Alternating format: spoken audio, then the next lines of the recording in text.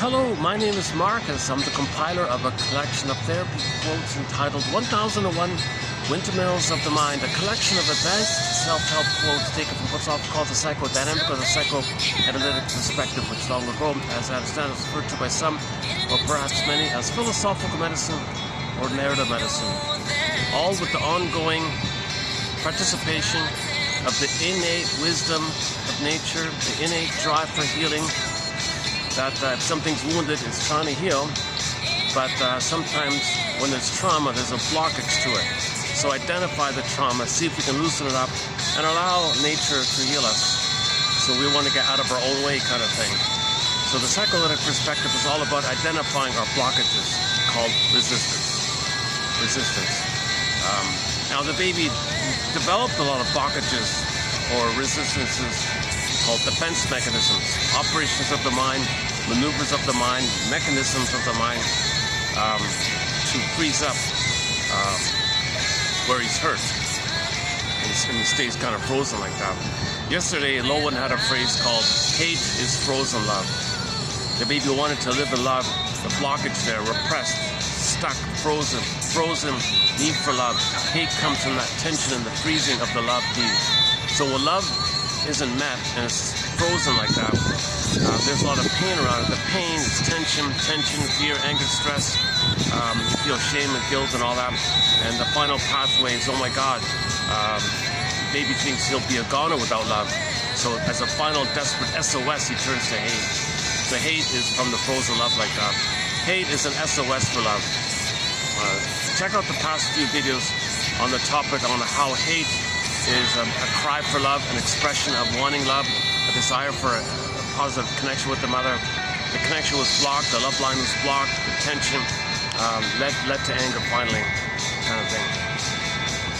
Yeah, I'm back at the outdoor spot here. I haven't been here in a while, so let's see how it goes. Yeah, I'm playing a Tracy Boone in the background. Oh, pardon me, a Tracy, oh, did I say Boone? Yeah, I'm thinking about Richard Boone. This singer here, her name is Tracy Bone. Tracy Bone from the Winnipeg, Manitoba area. She's a member of the indigenous group called the Ojibwe, or I'm not sure how you pronounce it exactly. One of the First Nations group over there. So this is one of her songs called Sweetest Surrender. So we now have two songs by Tracy Bone and on our soundtrack. This one here, another one called Your Own. Great song. I'll play that other song of hers later on.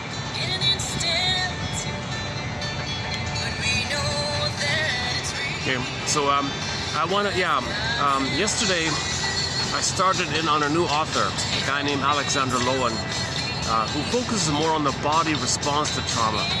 So when there's, he wants to understand ourselves by approaching our understanding of our trauma, because the body will express the trauma, the body will communicate the trauma. He calls tension in your body like a permanent state of fear, emergency. And your body's keeping that frozen fear, emergency, anger, fear, frozen tension. Okay, so he looks at the body. Oh, you got a lot of tension in your jaw muscles. You got a lot of tension in your neck and your shoulders and your back and your legs. You got a lot of tension, man. So if you loosen it with exercises or acupressure or something, it might release a little bit. That means the memory that caused it might come up to you in your dreams. So now when you wake up in the morning, you'll get a dream because something got loosened up. So now you want to catch the dream. One way of thinking about dream catchers, maybe I'm going to borrow the phrase dream catcher. Because when you wake up in the morning, you catch the dream, write it down, write down whatever you remember, and catch that little dream snippets or sequences or little whatever you remember. And regard that as a message coming up to you from your unconscious self, your secret self, your shadow self, your double self, your repressed self, the one who walks with you, who's not like you, who is you. Someone's living my life, I know nothing about him. In literature's motif of the double self. Okay, it's a therapy idea whereby you take everything that you don't know about yourself, put it together, make a character. That's a double self or unconscious self, etc. So that unconscious self or double self, okay, when we wake up to the conscious, the double self, the unconscious self, will say, hey conscious, I got a message for you. Here's a letter. It's like this in your soul today. So you take the dream with your notes, Okay, and it's your unconscious saying, hey you, it's like this in your soul today. And you take those notes and you say to yourself, oh my God, it's like this in my soul today. Okay, it's like this in my soul today because something got loosened up. You freed up and you had access to some old fears from childhood. So sometimes the body work can loosen things up like that. Now you don't want to do too much body work because you can't handle all that. So you can just do a little bit, right? Just do a little bit. So you do like a little stretch, maybe you do like a little one of those yoga poses, and it might do it. That alone might do it. I sometimes get a bunch of socks and roll it up into a ball and just lie on my back with a ball of socks and just press around, just move around, see if I can loosen something up. And sure enough, sometimes I do feel a little release, and I might get a dream from that. That's I'm coming from it that way.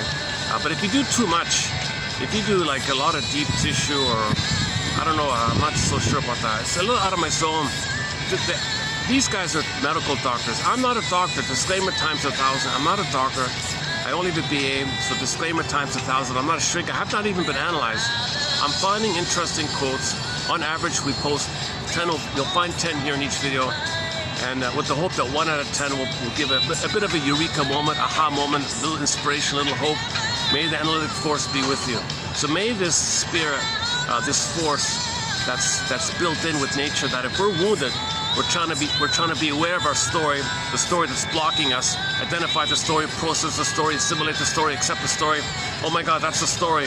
Things loosen up a bit, and your body might heal. The person, the psyche, the system might heal if you admit the blockage. Admit the blockage.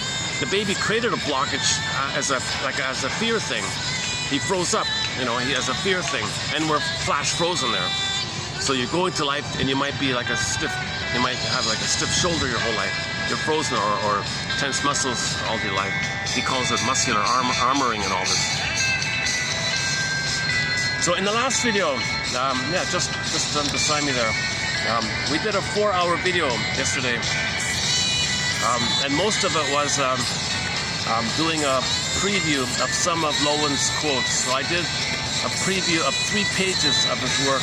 And in this video, I want to do a preview of page 4 of his work. So stay tuned. Okay, let's put on the other Tracy song. Hold a sec. Give me a sec here. By the way, this is one of the companion snacks.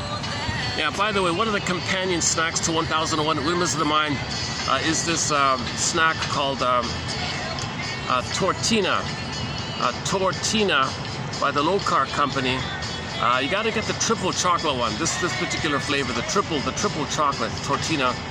These guys. So if you want to join, if you want to feel connected to this collection, get these biscuits, chocolate biscuits. And these quotes, they're a little bit, I don't want to exaggerate here, but they're a little bit like a thread. Like when you're going into the labyrinth of the unconscious, okay, you're Theseus, you need a thread. These quotes are giving you some guidance, like a thread. Okay, Lowen likes to use the Dante one. So these quotes are a bit of a Virgil. Okay? So Virgil was the poet guiding Mr. Dante facing his unconscious. Okay? And Virgil was like a poet giving you interpretations, poems. So these quotes are like, sometimes these quotes are poetic. Sometimes you'll find some poetic quality in some of these quotes. Not all the time, but so I would say if you want to join in with this collection, join in with Virgil, join in with the thread, have some support, have some comfort on the way. I don't work for these guys. Oh my God, if they want to sponsor me, by all means, I'll happily receive their sponsorship. I'm looking for sponsors to keep this going. So yeah, I'm doing this for free at the moment. So Low Carb, you guys, if you wanna support me, let me. Sweetest surprise. That would be a sweet surprise. That would be a sweet surprise. The name of the song we're playing here, Sweetest Surprise.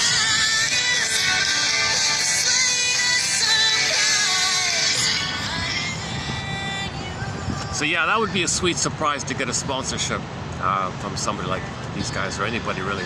Well, you know. Okay, so this is one of the companion snacks to this collection here. We have a few other companion beverages and snacks. This is just one of them. I won't run through them here. Okay, let's dig up the other Tracy Bones song here called Your Own, and then we'll get into we'll continue from there. Hold on a sec. So by the way, there she is there. Not sure if you're, due to the reflection, you're probably not seeing her. Okay, hold on a sec. What a great song, eh? I'm tempted to just keep playing it. For some reason, I feel like, oops, hang on. Okay, here's the other one called Your Own. It's the piano one. It's a bit of a lullaby. It's sort of a slower tempo one. Okay, this is the other Tracy Bones song called Your Own. It's not on YouTube. You got to go to a thing called Reverb Nation. You'll find it there. That's where I found it. Is that all right? All right. How's it going? Life is everlasting. I believe there is no end to the story we began together.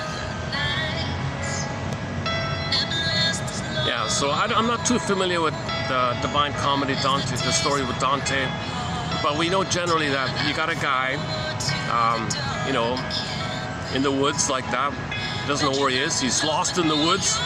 That's the opening line of it all. He's lost in the woods. And the metaphor is, oh my God, I was traumatized, I don't know what happened. Well, when you want to find out what happened, you're lost in the woods now. You need a kind of guide there. It's dark, you don't see in the forest. Forest means unconscious. The woods, unconscious, metaphor for the unconscious. Everything that you don't know, dark, dangerous sometimes. Vast, dangerous, powerful force like that. And you're alone there, you're lost. Help, help. Dante says, I need some help. So, something in the system came to him called Beatrice, meaning all the love that he received in his life, all the goodness that he had in his life, called Beatrice. So I will help you. So a form of Beatrice was the Bergler character. So Bergler came down. I'm going to read you some poems. So go along in the forest. Okay, so that's similar to Theseus in the thread of the Minotaur. So Dante's doing his thing. He's searching around. Similar to Odysseus. Odysseus had to go to the underworld. Who did he see in the underworld? His mother, of course, Jocasta, right? He saw Sisyphus in there. Odysseus looked into Sisyphus' face. He saw that it was his face. Mother betrayed him. He saw Agamemnon. Odysseus looked into Agamemnon's face and saw his face. So mother betrayed him. Okay, he became her. He betrays himself. That's the Agamemnon one, and he's Sisyphus doing it around and around again. So that's like going into the underworld kind of thing. So you're getting your story. Mother hurt you. Mother betrayed you. She failed you. She used you. You identified with her to cope with her. To have some sense of identity, to have some kind of connection. You got to shame yourself the way she shamed you. You don't want to know this, so you do the He-Man routine or some kind of defensive living, or neurotic living, provisional living, to make you unaware of the ties that bind, so you're not aware of it. So at midlife, this comes to your attention, so you go to the dark woods. Alone in the woods, Mr. Dante, alone in the woods. He's in the woods, dark, all alone. Help, help. Virgil comes in. Okay, here's some quotes. Here's some quotes. Read these quotes. Okay, so that's what we're trying to do here. If you read these quotes here, okay, you read, Robert Bly says, read these. I'm going to paraphrase Robert Bly a little bit. He said, read psychology every day for 10 minutes. Please, dear audience, please read psychology every day for 10 minutes. Dear audience, please forgive it for its jargon. Please forgive it for its jargon.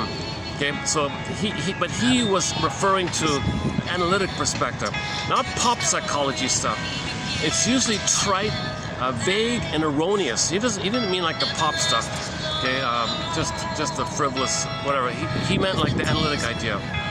So that's what we're posting here. We're posting 10 analytic quotes in each video.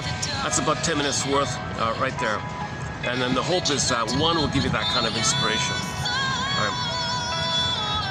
Okay, so these quotes are I hope they can function for anybody as a bit of a Virgil for a person. Give you some guidance, give you some knowledge. They don't cure you, they just prepare you, so when you're facing something, oh, I read that, I know what's going on here. It supports you like that. That's the thread, that's the guide. So Virgil was a guide, right? Now, so Virgil was a guide. So these quotes can guide us in the journey to cooperate with our need to identify the blockage to nature's innate drive for healing. There's a wisdom in us that'll heal us if we're wounded, but we're blocked. We're blocked. That block is due to attachment trauma, relational trauma, interpersonal trauma, weaning trauma. Okay, there could be perinatal trauma, birth trauma, prenatal trauma, shock traumas, other kind of traumas. You put it all together, everything froze up. That freezing is the blockage. That freezing is the blockage, and it can go to the body. That's what these guys are saying. It goes in the body in the form of hypertension. Sometimes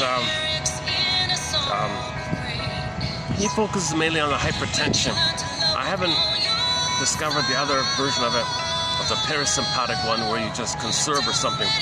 As I understand it, you got the sympathetic nervous system that revs you up all the time, and you got sort of like the parasympathetic where, no, I want to conserve, I'm not going to rev up, I'm just going to save what I have and keep what I have, a little bit like that, something like that. So I'm not too familiar with the biology of the nervous system like that. So far what I've read, he talks mostly about the sympathetic nervous system, the revved up stuff with the tension in the body like that. Some babies are born with PTSD, can you believe it? Okay, so yeah, so that's a new idea here, that maybe these quotes can function a little bit like Virgil, and we're all Dantes. At midlife, everybody's a Dante. Everybody's a Dante in midlife. Everybody's an Odysseus in midlife. Everybody's a Perseus in midlife. Everybody's a Theseus in midlife. Okay, any quote-unquote protagonist in a myth or fairy tale, we're that. Okay, there's thousands, tens of thousands of versions. Okay, that's a personification in the fairy tale of inside us that's trying to find the truth. So when we, on the surface, refer to quotes and read Emily Dickinson, read Masterson and Bergler and Karen Horney and Grosstein and Ogden and Janoff, and maybe Lowen a little bit, I'm not sure about him yet. So that's, as we're doing like surface work, like reading whatever, let's say, inside there's a character going in the labyrinth. As we're doing things on the outside, inside, in correspondence, something's moving inside. So we want to, there's a line, there's a connection like that. So that's why you have to read psychology every day, so that there can be a Theseus inside, there can be a Perseus inside, there can be a Dante inside. The Dante is kind of blocked. The Dante will move if you give him a Virgil, if you give him some threads, some quotes, the lantern, give him night vision.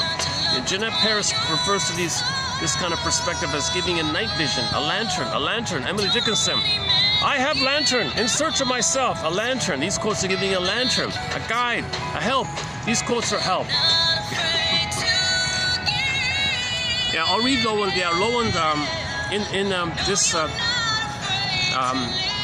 the quotes, when I stop the music, I'll read it directly, but Lowen's got a line in there about, if you take the zygote, right, the little egg, and,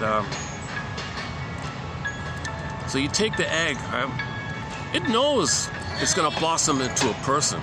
It knows what to do. You don't tell it what to do. It knows automatically what it's to do. It knows automatically what it's. There's innate wisdom, innate nature, natural intelligence. It took billions of years, he said, for this intelligence to develop itself like that. It knows what it's doing, kind of thing. So you leave it alone. You leave it alone. You don't tell the unborn child, hey, stop doing that. Do something else. You leave it alone.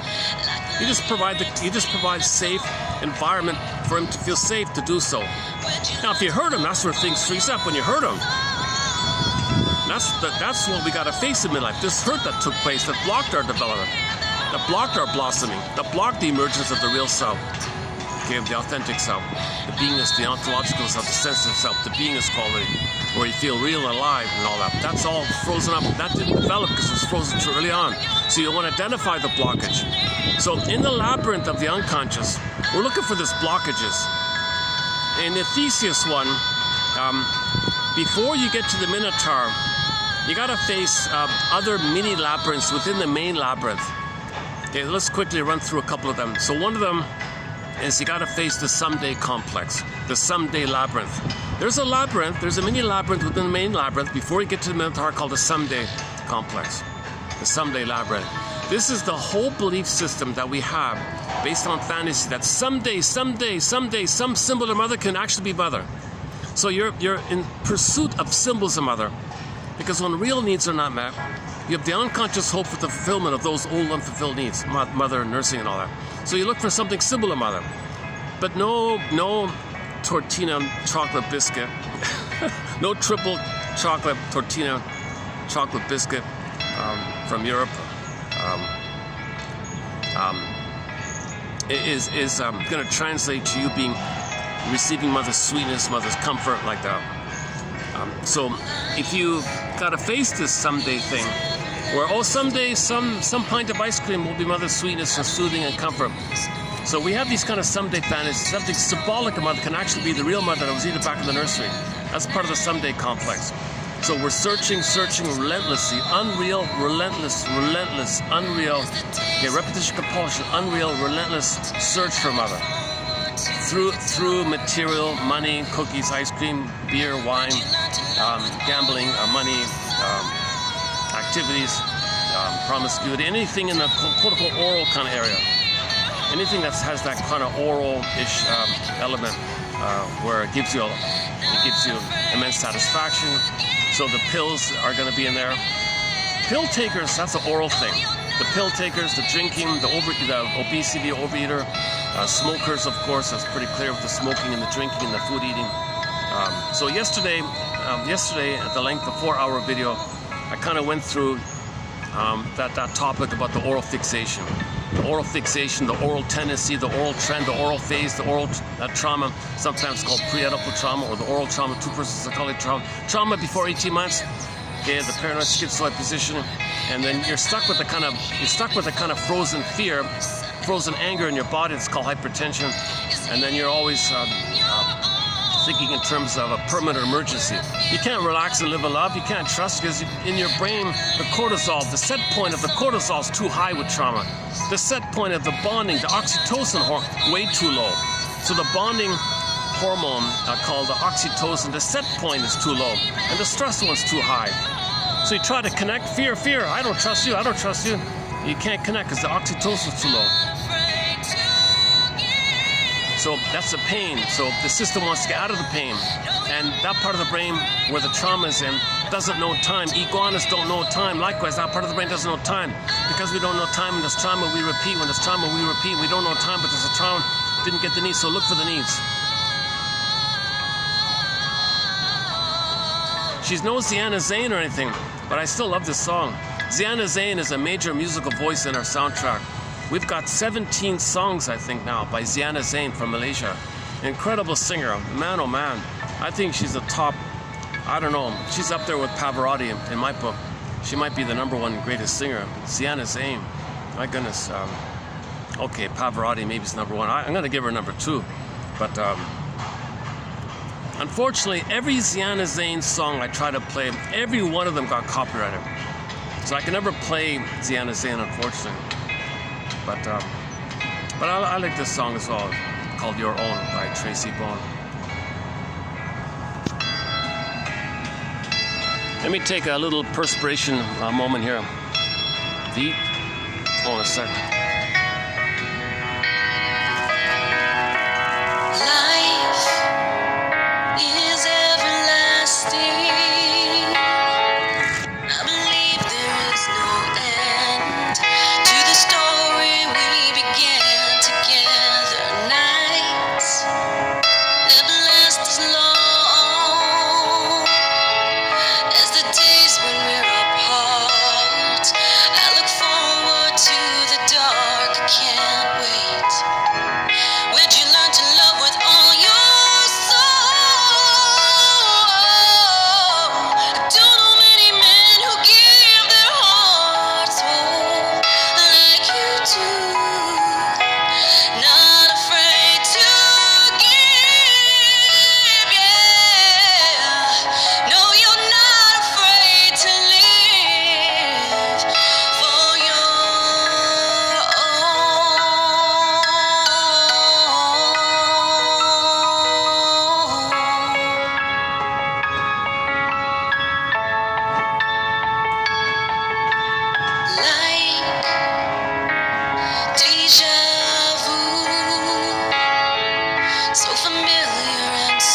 sure, yeah, that I've been here before, but your side home is in your arms, where I feel that I belong, like the lyrics in a song of greatness. Where'd you learn to love with all your soul? Don't know many men who give their hearts whole like you do. Not afraid to give, yeah. No, you're not afraid. No, you're not afraid to live for your.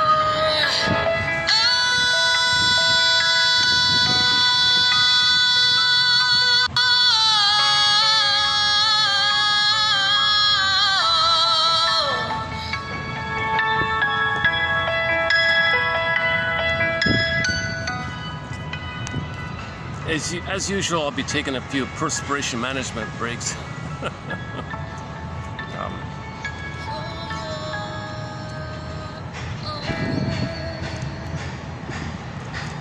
Okay, so may the psychoanalytic force be with you. Okay, so we need these quotes.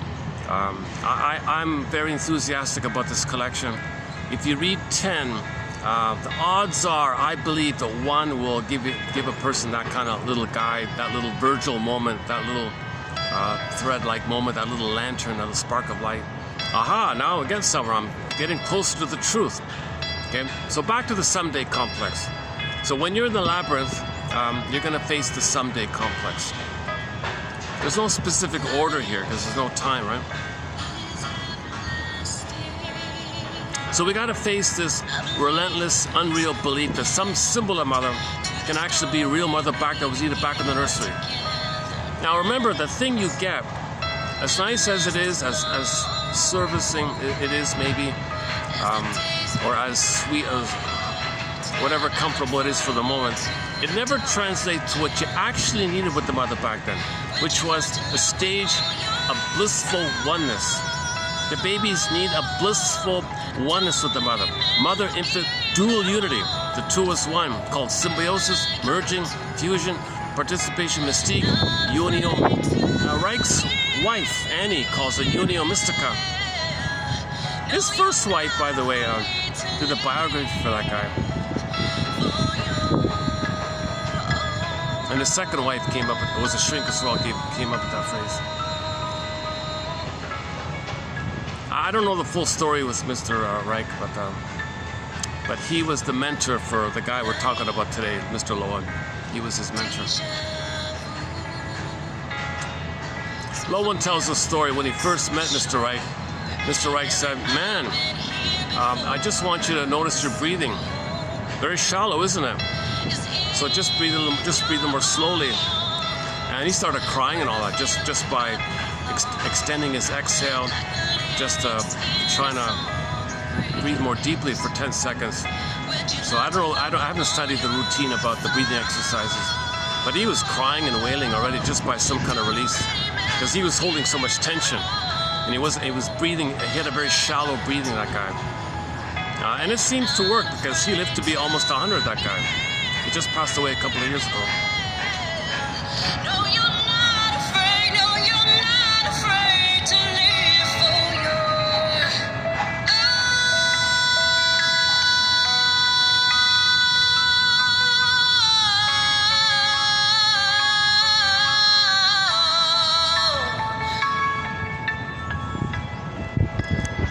But already I can tell the shortcoming with Mr. Lowen's approach is it's all body stuff. Like just, he's not talking about the psychology that led to the body stuff. He just focuses on the body stuff and leaves it up to you to figure out, well, you better catch the psychology, otherwise it'll tense up again. So he doesn't really cover that kind of side. So a lot of people who do the somatic kind of body work kind of area, that's the shortcoming of it all. Their justification is, well, talk therapy doesn't release all the tension of the body. Okay, well, that's probably true.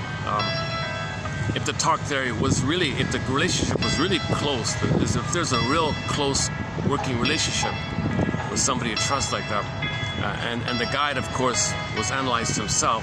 He's not using a client for his trauma. If the shrink uses the client as part of his trauma with his childhood past, it's not going to work. He's no guide. He's traumatized himself. The guide, the therapist is the guide, right? A little bit. So he's got to be analyzed himself. It doesn't work if the therapist had not been analyzed, because he's going to do what's called counter-transference. Oh, you play me, client. When I was a baby, I'll play my mother when I was a baby. I'm going to replay my nursery. You play me. I play my mother. My mother hurt me, you're me. I'm her, I hurt you, because you're me and I'm her. Now I am angry at my mother. So now I want you to play my mother. I'll play me and I'll express my anger at my mother, and you'll play my mother and I'll express my anger at you. Of course the client's not going to heal under the stress of the therapist repeating his drama. The client's supposed to do all this stuff, and the shrink brings it to your attention.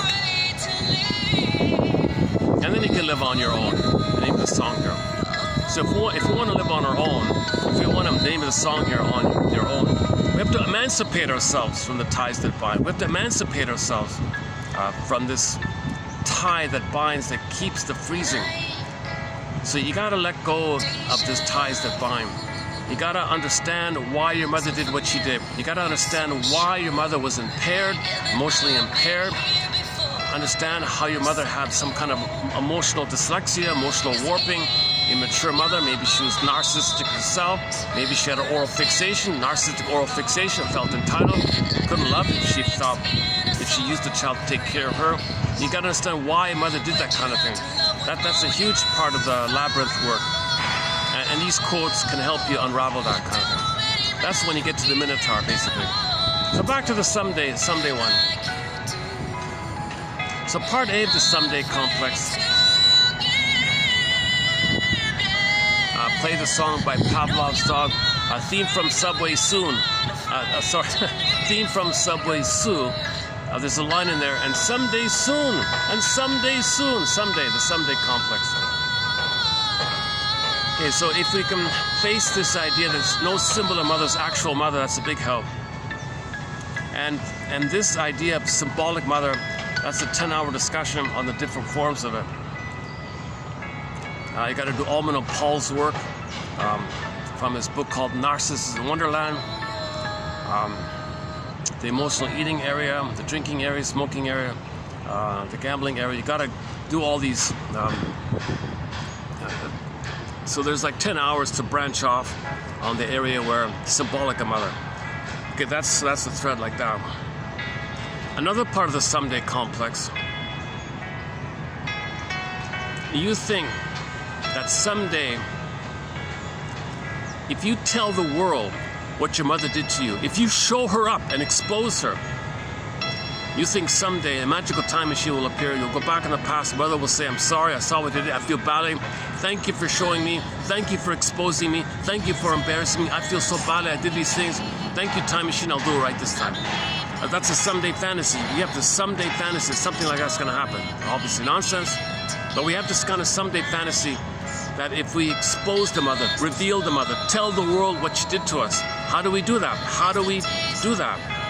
Well, we're in anger by what she did. Yeah. Anger is a cry for love. So you express your anger onto others who are you, and you're the mother. And you slip in your anger at your mother. So your mother treated you badly, gave Faustine deal, you became her. You shame yourself because she shamed you. You're angry by this. So you got to find someone else on the outside to play you, to express your anger at. And that anger of yours is your cry for love. So you're communicating your cry for love by showing your anger, and anger is a cry for love. So you express your anger onto someone else. That's their cry for love from the mother. You think someday doing this disturbed thing is going to somehow create that magical time machine?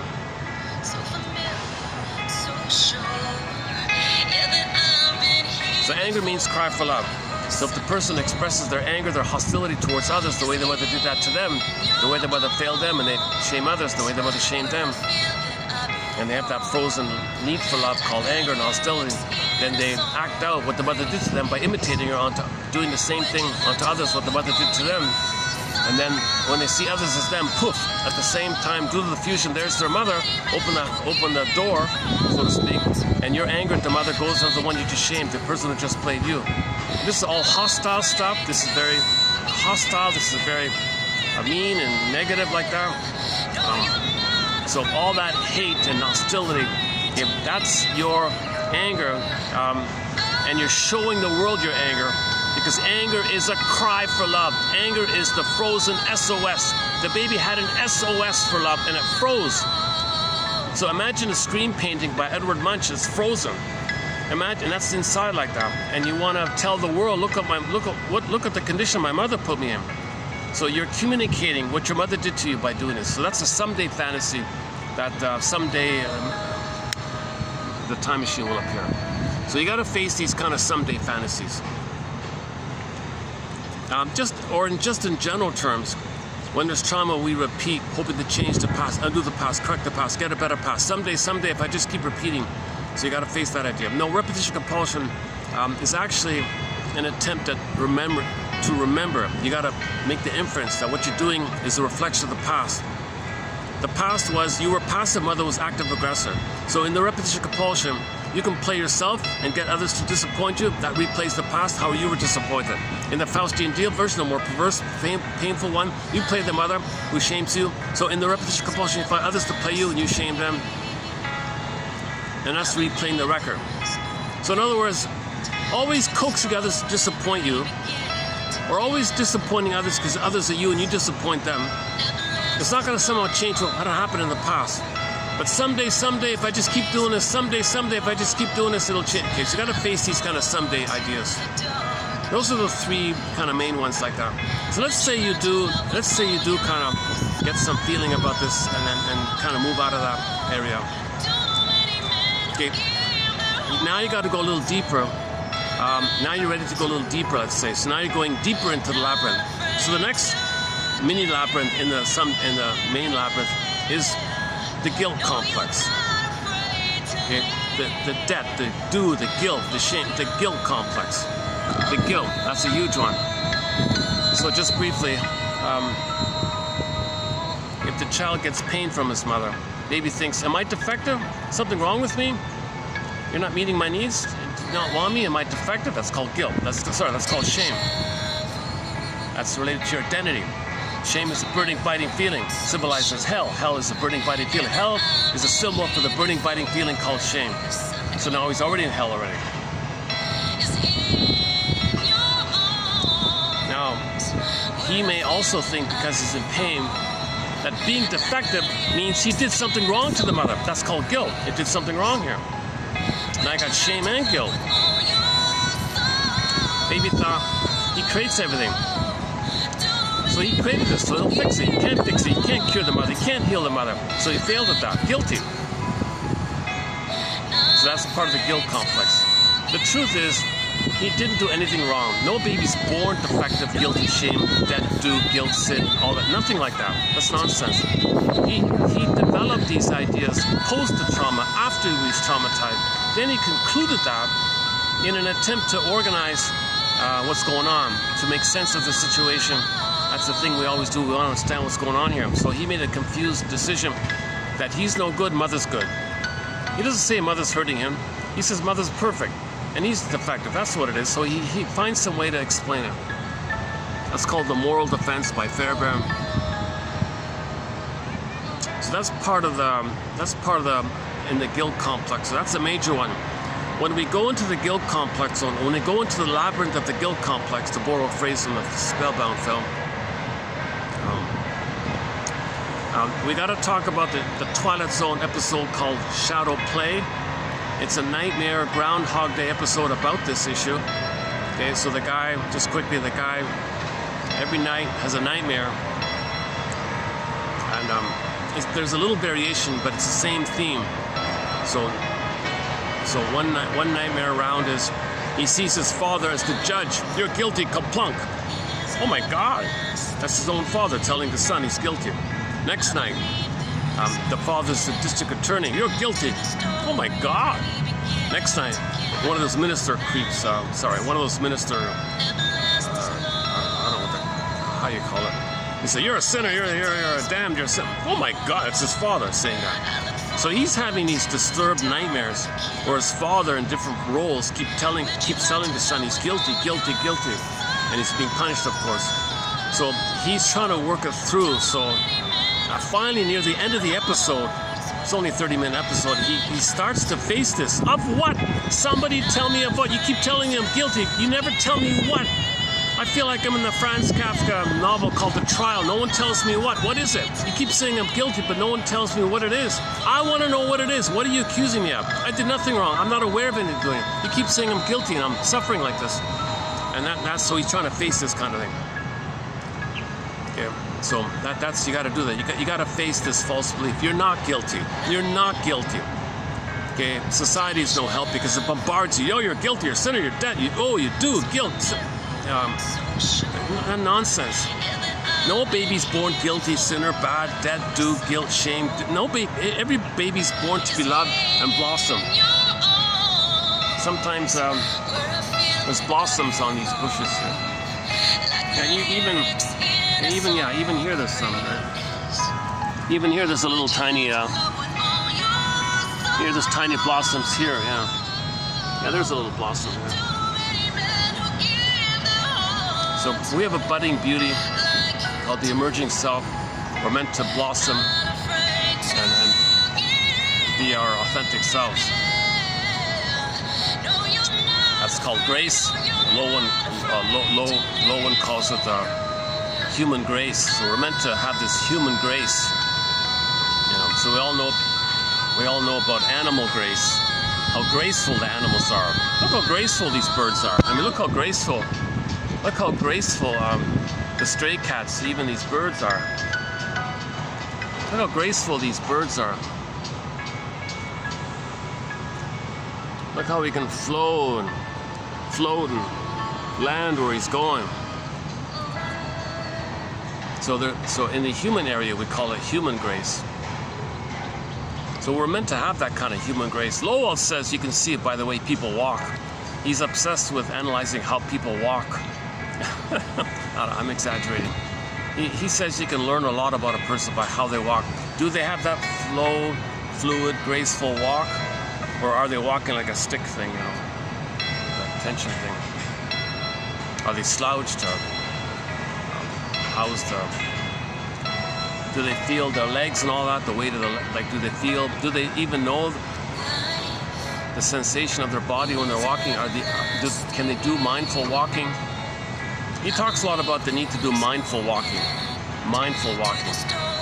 He's a big advocate for the ancient traditional methods, Tai Chi, Qigong, mindful yoga, the mindful version of yoga, the Yin yoga they call it, I think.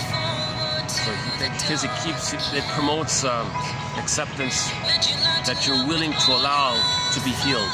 I want to be healed. So you're saying that to yourself. I want to be healed. Nature does the healing. A lot of people say that. Doctors always say, I don't do any kind of healing. Don't say I'm a healer. I just remove the blockages and nature does the rest. So if the person gets a scrape or something, he cleans it and nature heals the scrape or whatever. If the kid scrapes his knee, the doctor maybe cleans it up a bit, puts a bandage on it. He doesn't heal the thing. Nature does the healing. So we just create the conditions and get out of nature's way like that.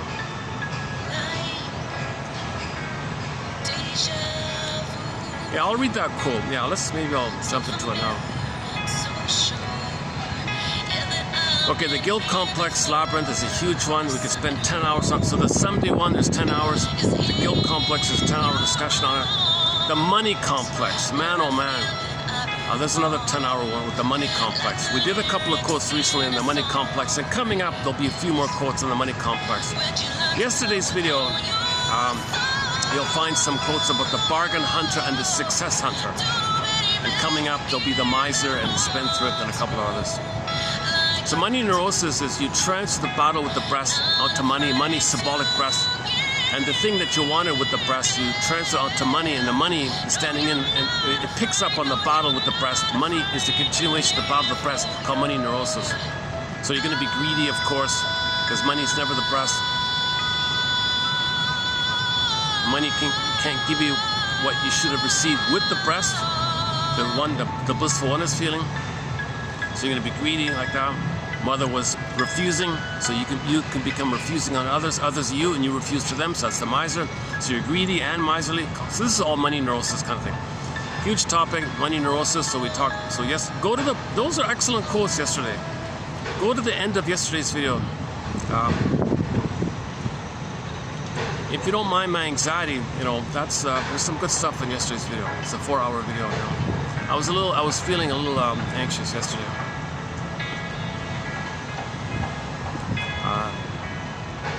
That's why I came out to the park. Let me get the space, let me get the fresh air, let me have my feet on the ground here. I do feel a little calmer doing it outdoors. I can see the trees. The sway of the trees, the graceful nature. Life is everlasting.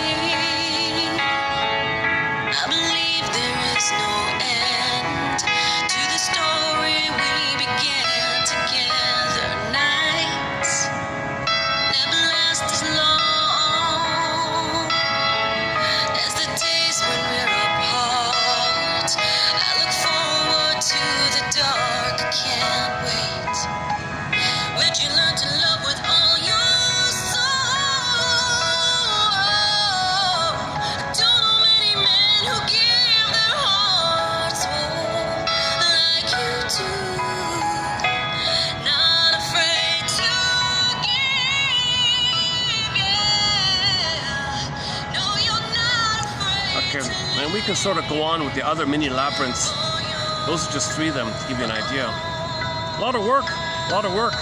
That's why you need the Virgil. That's why you need the threads. That's why I recommend getting this collection, 1001 Windmills of the Mind, for the price of a coffee, basically. A minimal admin fee.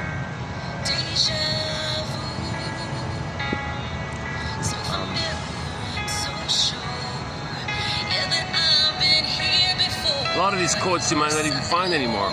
Many books have been withdrawn, unavailable, removed. Many of the quotes come from printed books which never got digitized, and those printed books are gone. So I'm saving some excellent quotes. You'll only find it here. And the quotes, the psychologically minded TV show and film quotes, the best ones are here. Edmund Bergler, a major contributor to psychoanalysis. You'll only find it here. Man, there's a lot of great stuff here. I'm very excited inside about the sparkles of these quotes. oh, like she says, these are great quotes.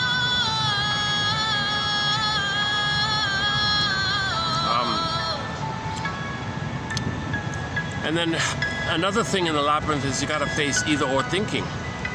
You got to find the third side of the coin. You got to find the third side of the coin, a perspective that holds the other 2 sides. If you think in either or terms, jungleism terms, if you think in any kind of jungleism kind of terms, like either or terms, like what is that? No, that. With me, against me, or either or, my greedy, your greed. If you think in prejudicial, prejudice is there as well. So you got to resolve prejudice. You got to resolve either or thinking, jungle slogan thinking. You got to have some ability to find the third side of the coin. The third side holds the other 2 sides. It's a circle, understanding, continuously understanding. Okay, go to the Route 66 quotes, 25, 50, I think. Look up Route 66 in our collection. Read the 5th one down about the third side of the coin. 3-dimensional thinking. It's difficult. It's hard to do. Okay, on that point, we discussed the film The 3 Faces of Eve, where she became Jane. Jane was the third side. The Inside Out film series, where Riley faced the opposites, a new sense of self at the end of the film. So we talk a lot about this journey to hold the tension of the opposites, to call it, find a perspective that holds the other 2 sides, sometimes called the diamond approach, the various facets. Can you hold the various facets like that? Can you have the empathy and understanding that people are wounded and crying for love? Can you understand that hate is like an expression of the want for love? That's part of the diamond like that. So it's not split off and separate. It's all part of our our human identity like that. So if you think your mother's all this or all that, okay, that's splitting. You're doing it. Your mother's a wounded human. Reality, she couldn't love you. She was impaired. She tried her best. She would have, she could have, but you got to face the reality. She failed. But why did she fail? She's a wounded human. She's a wounded human. She had emotional dyslexia, emotional warping, whatever you want to call her. She was immature. She didn't know what she was doing. She had a blind spot. She tried her best, maybe, and you got some benefits by her efforts. Okay, on that point, play Bruce Springsteen's intro clip to his song called Independence Day, sung in Toronto. About that clip opens up with him saying, "Fathers and sons, fathers and sons." That one there. The guy who filmed he was way up in the rafters. It was nighttime. You don't see anything, but the audio is pretty clear. That's the best introduction to a song I've ever heard.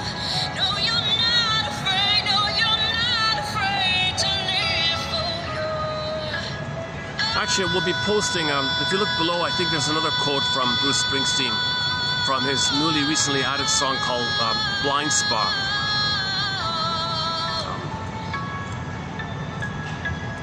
The blind spot is we're not aware of how we're getting in our own way of healing. The blind spot is we're in our own way. So that's what this is all about. We got to get out of our own way. We got to get out of nature's way. We're blocking nature. Nature's trying to heal us, so we're blocking it. Nature, I'm afraid. I'm afraid of healing. So you put that block there. So we got to identify this block. What is the block? Traumatic script, internal working model, psychic stencil, psychic template. This kind of setup that we created, defense mechanisms. We created some kind of system in our mind to cope with the abusive mother or the impaired mother, the emotionally immature mother. So we did these things to survive. We had to freeze everything up, and we stayed. The problem is we stayed frozen. That's the issue. We got to identify this freezing thing and loosen things up. That's why he says do breathing exercises, do some muscle releasing exercises. So I think he does a gentle approach. Just do some yoga pose. You know, his favorite one I think is the bow one. You like backward. Like imagine you're sitting on the floor and there's like one of those Pilates balls or something. Lie on the back of a Pilates ball or something. He thinks in those kind of terms. I think one guy calls it TRE, tension releasing exercises. But you need a guide because you're gonna resist when you do though and feeling comes up. You might even hurt yourself. So you need help like that. You do need a guide. You do need a guide like that. I would love to have a guide like that myself. Oh my goodness. I think I did once try him. The guy just hurt me. He made it worse. Oh my God. I realized, this is a very hostile character. Oh my God.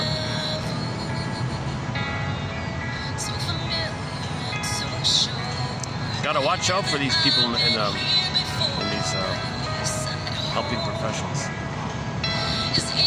There isn't much training out there. That's part of the problem.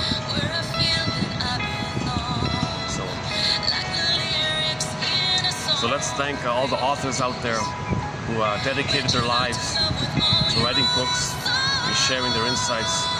People like Masterson and Bergler and Karen Horney and all the others here.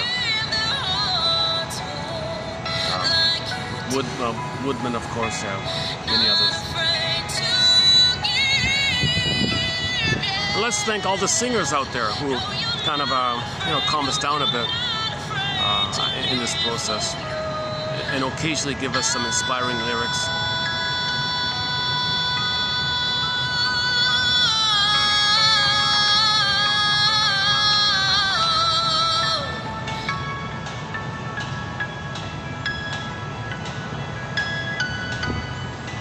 What a great song. I'm really huge fan. That's my favorite song of hers, this one here.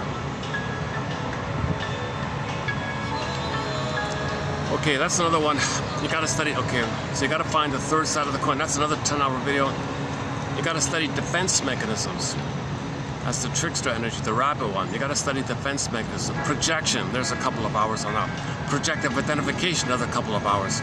Okay, the Faustian deal, the Faustian bargain, the Faustian pact, identification with the aggressor. That's another couple of hours. Talk about that one. Man, oh man.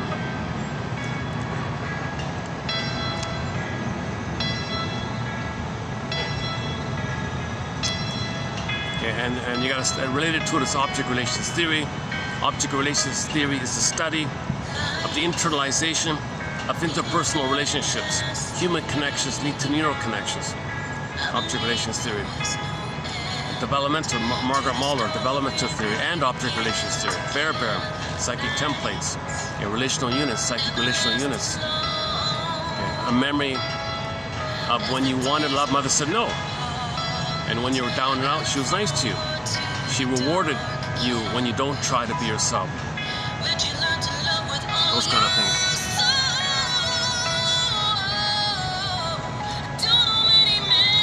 Okay, you gotta enter the Perseus one. You gotta have the spirit of the sword of discernment, the sword of discrimination. The practice of discerning. Is it this? Is it this? This questioning attitude, this inquiring mind, this wanderlust. Play the song Wanderlust by the David Surkamp from the lead singer of the band Pavlov Star. He announced that later this year, 2025, he's got a new album out called Wanderlust. I don't know if there's a song called Wanderlust or if that's just the name of the album. So I'm looking forward to that one there. That's another band I can't play. All the songs are copyrighted. Theme from Subway Sue. Okay, episode, late November, Julia, Song Dance, and all that, and a couple of others. Those are the main 5 now.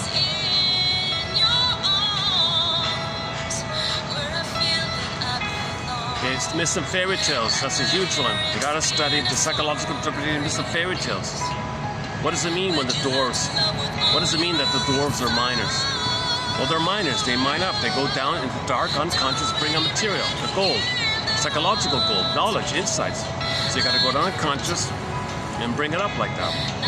So you got to be in touch with this effort to make the unconscious conscious. The civilization of that are those little miner guys, the dwarves guys. So you want to befriend the dwarves. Befriend that spirit with them that's trying to make the unconscious conscious. Welcome what you get into consciousness. When you wake up in the morning, it's kind of like the dwarves brought something up to you. Hey, Snow White, here's some data for you. That's the miners, some gold, some gems like that. So the dwarves are always helping Snow White, but she had to befriend the dwarves like that.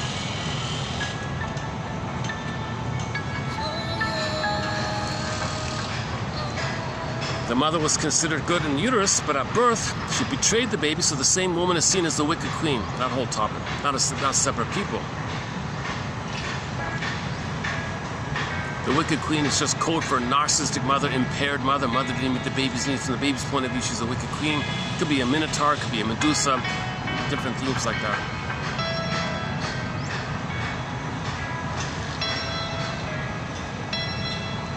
Okay, the practice, the other one is the practice or the attitude of welcoming your feelings when you get feelings. When you get a feeling, you say, I must have a very good reason for feeling this.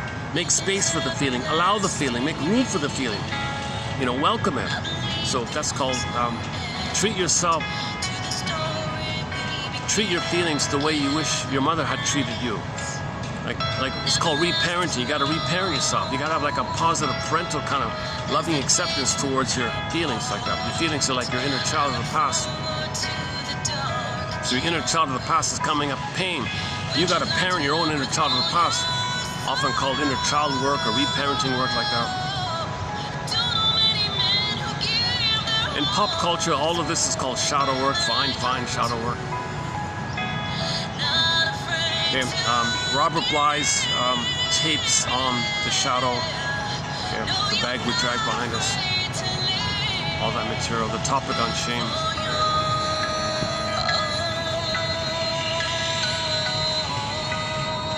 Yeah, let's just leave it there for sort of like the table of contents of the hero's journey. Second journey, midlife audit, midlife examination period, midlife scrutiny period, some kind of audit, some kind of examination period. It's called stage 5. Stage 5 in Erik Erikson's 8 stages of human development, adult development. Stage 5 is this hero's journey one. Then when you do that, then when you get your beingness, then when you return to yourself, when you find your embodiment, your sense of self, your home within, then you have that kind of identity of your personal place. You resolve the oral fixation. You resolve the narcissistic thing. Okay, you mourn. It's called the mourning process. So when you do that kind of deep mourning, you come alive to yourself again. Now you have your beingness. Then from your beingness, now you can share that with someone else. That's called intimacy, because there's a need to show your innermost self. You can now show it to somebody because you have it. You found it. You can share it. Intimacy. That's stage 6. For intimacy, the two people share their inner places, so they can make eye statements. They can show their realness like that. You know, they can speak to each other with a kind of an emotional quality, like she has with her singing a little bit. This one here. That's why we love singers that have that from the emotional kind of place. Some singers have the pipes, but they're missing there. It's a bit hollow, right? Some people have a deeper kind of thing. Okay, let's hit the pause button on the music and dig up the quotes for Mr. Lowen.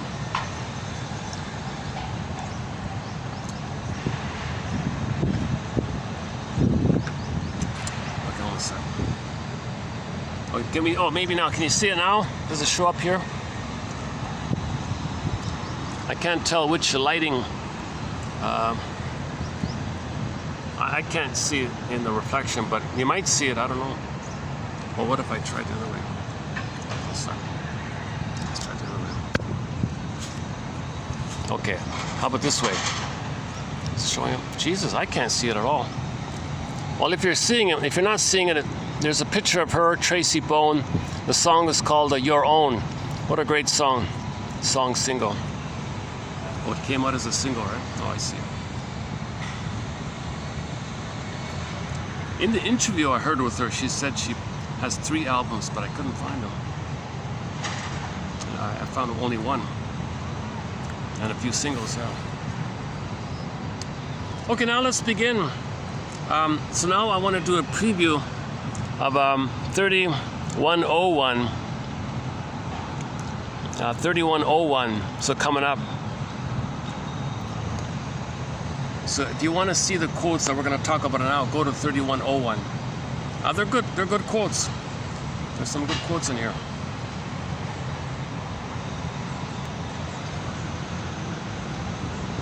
Okay, in no particular order, let's just run through them here.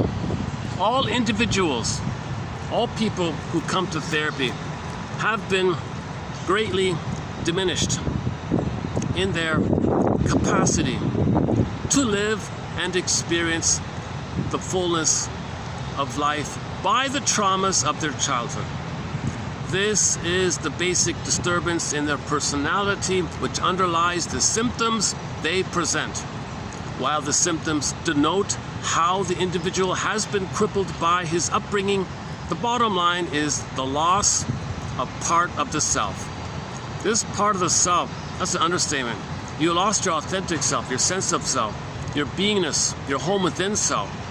That's mainly, you're meant to come from this living and love self. That's where your creativity and affection and tenderness and intimacy come from. If you don't have that self, then all you got is a survival limbic system self-brain. And you're only thinking in terms of jungleism. And the main emotion is just hate and spite and greed and envy and vindictive and schadenfreude, all that dark, all that kind of anger, hostility, of survival like that. So you're missing a lot if you only think in fear and anger. So that's represented in the Disney film Inside Out, in the first one where fear and anger kind of ran the console. So you want joy and sadness to come back. Joy and sadness zooped away, that's the feeling self. Then you got the survival limbic system, amygdala place called fear and anger, the stress response. Fear and anger is the main one of the stress response. Usually the person feels stress. If Paul Hollinger were to update that, he'd have a character called distress, and then it'd go to fear, and then shame would be in there somewhere. And the final one would be the anger one, right? The SOS. So anger's the SOS. So anger would have like an SOS. Anger should wear a t-shirt saying SOS. My anger means SOS. When the flames pop up from his head like that, it should spell out SOS or something. SOS, SOS. My anger means SOS, SOS. I'm so scared, I'm afraid, my anger is the fear, I'm gonna perish, Mother, I'm in peril, I'm gonna perish. SOS, anger. Anger is my final, most desperate, heated thing I can do here. It's the best chance I believe I have of getting your attention. You ignore me all the time. This is my best last-ditch chance to get your attention, for Pete's sakes. So anger is like a cry for love. Like, anger is a distress call. Anger is a signal that they want love, and love's not being met. So you don't want to live your life constantly with fear and anger at the console. It's an impoverished life. It's a manic life. It's a depressing life. It's the gifts and the treasures of the real self, the capacity to live and love, affection and creativity. So they won't have intimacy because there's no I. They won't grieve losses because there's no I to grieve. They won't feel joy because there's no I there. You need the I to feel joy and all that. There won't be any kind of regular joy like that. Their interest is all calculated. It's all greed and spite and schadenfreude and vindictiveness and plotting and, it's all this revenge mentality. So that's a pitiful thing. So this is an understatement. This is a huge understatement. All clients who come to therapy have been greatly diminished in their capacity to live and experience the fullness of life by the traumas of their childhood. This is the basic disturbance in their personality which underlies the symptoms they present. While the symptoms denote how the individual has been crippled by his upbringing, the bottom line is the loss of part of the self. Okay, this is a general statement. If the trauma is before 18 months, that's the oral one. So what I talked about just now was trauma before 18 months. Some babies get enough love post 18 months. The problem is they're frozen between 18 months and 36 months. They're the clingers and the pleasers and the caretakers. They're foolish and childish and weak and vulnerable. They don't have that armor so much. They're still trusting and naive. So they're like, they go through life always disappointed, recreating disappointments. So they're a little childlike like that. They don't hurt others, they just find themselves in situations where they're hurt again and again and again. They're just repeating that kind of place. They don't have the survival, they don't have the deep survival kind.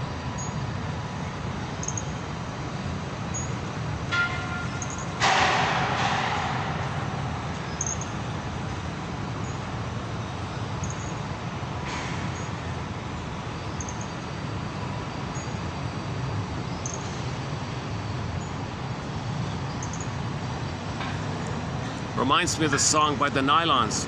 I go to the roof and the stars put on a show for free. Up on the roof, when this old world.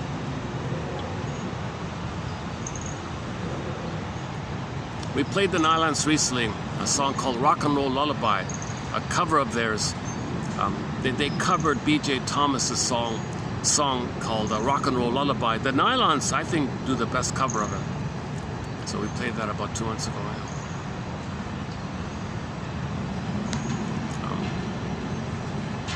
Okay, back to 3101. Okay, so this is just a general idea. So he's right, yeah, okay. If the trauma is post 18 months, their sort of love and gratitude and love and relating have partially half and half entered the psychological. They're kind of like midway there. It's a little confused like that. So they can show some care and empathy and love and affection like that. It's childlike, but they're still in that kind of place. But their main issue is they're afraid to be autonomous and be on their own, like the song says. So they're afraid of independence like that. They've separated from the mother, but they're afraid to be on their own. So they're kind of caught like that. So they want someone to help them finish development. The stingers, before the one traumatized prior to that, all the armor, let's say, or sorry, the stinger personality pattern, they're still in the narcissistic place. They've made the Faustian deal, whereas the clingers, they didn't make the Faustian deal.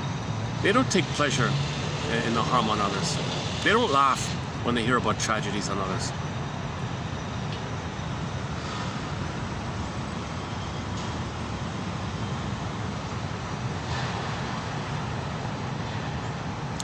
I heard a story about a lady who belonged to I don't know how to say it. And she saw how all the members of her club would laugh at when harm was done on others, and they would like laugh or something. She had to vomit and quit or something, so she retired from it. And she's on YouTube talking about her experiences. But kind of sad like that.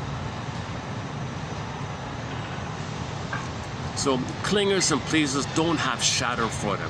The stingers have Schadenfreude. They don't have positive humor or healthy humor where everyone's better off. It's always at someone's expense. Why? Because they have tension. They have tension.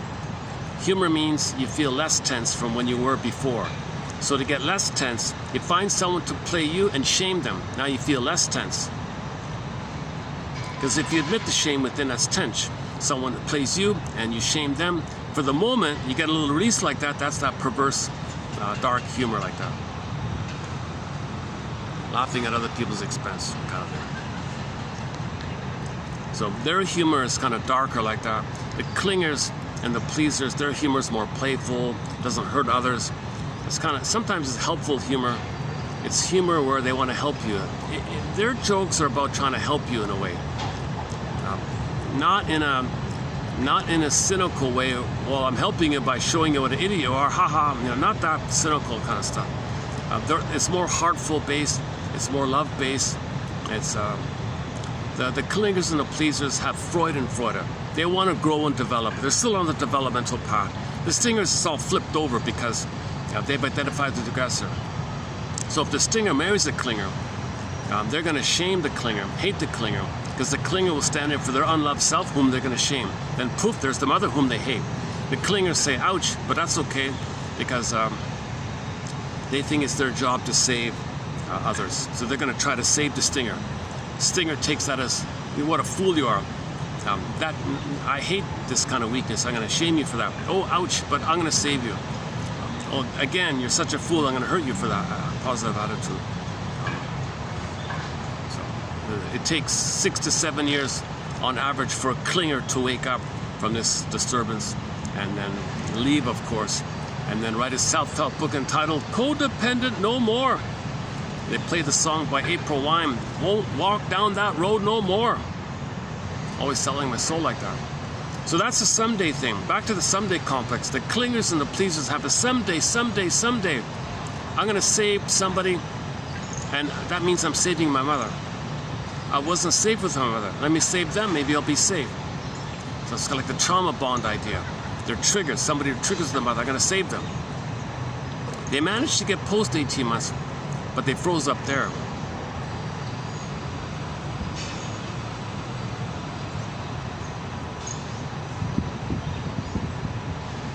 Maybe I'll take another perspiration minute here.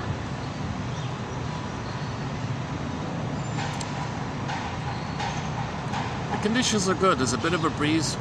I got some clouds here, but I still sweat a little easily. Let's take a 2-minute break here. I mentioned the nylons, right? Oh, in this old world. Should we play that one? Rock and roll lullaby. Let's take a musical break here.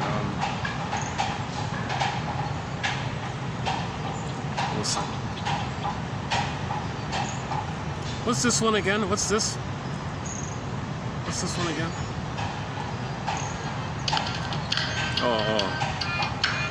Oh, he's okay. Yeah, okay. We have some songs by Nusrat Fateh Ali Khan. That's one of them. Oh, Pharaoh, Ain't Life a Brook. Ain't that peculiar? And Shell. Well, let's play some April. We mentioned April Wine. Okay, here's one of their songs called Babes in Arms. Let's play this one.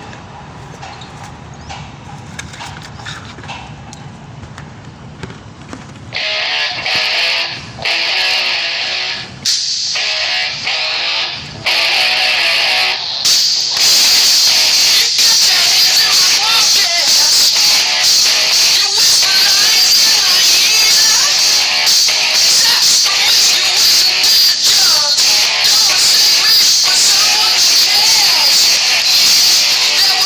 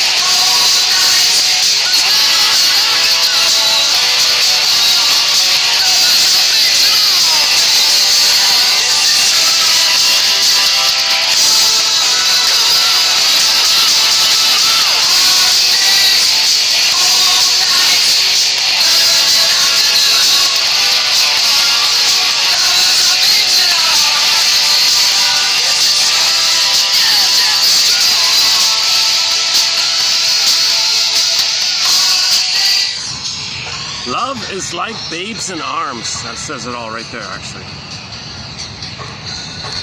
That's your trigger, right? It's gonna come up. Okay, let's go back to the quotes here.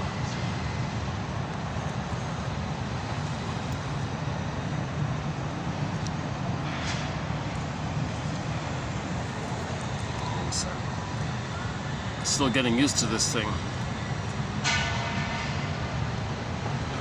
No?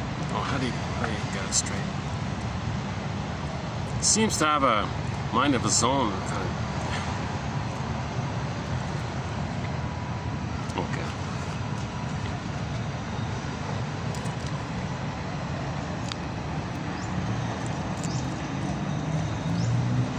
I really missed the printout, but it's just getting to be a little bit of a time-consuming thing to go to the printer and print it out.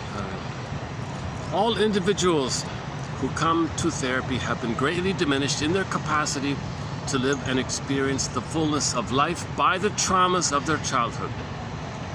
This is the basic disturbance in their personality, which underlies the symptoms that they present. So the symptoms come from the personality. Yesterday's topic.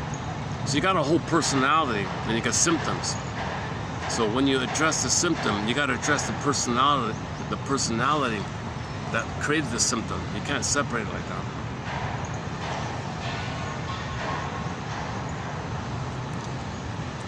Well, maybe I should go back to the printing. Maybe it's worth it. It's much easier with the paper. While the symptoms denote how the individual has been crippled by his upbringing, the bottom line is the loss of the part of the self.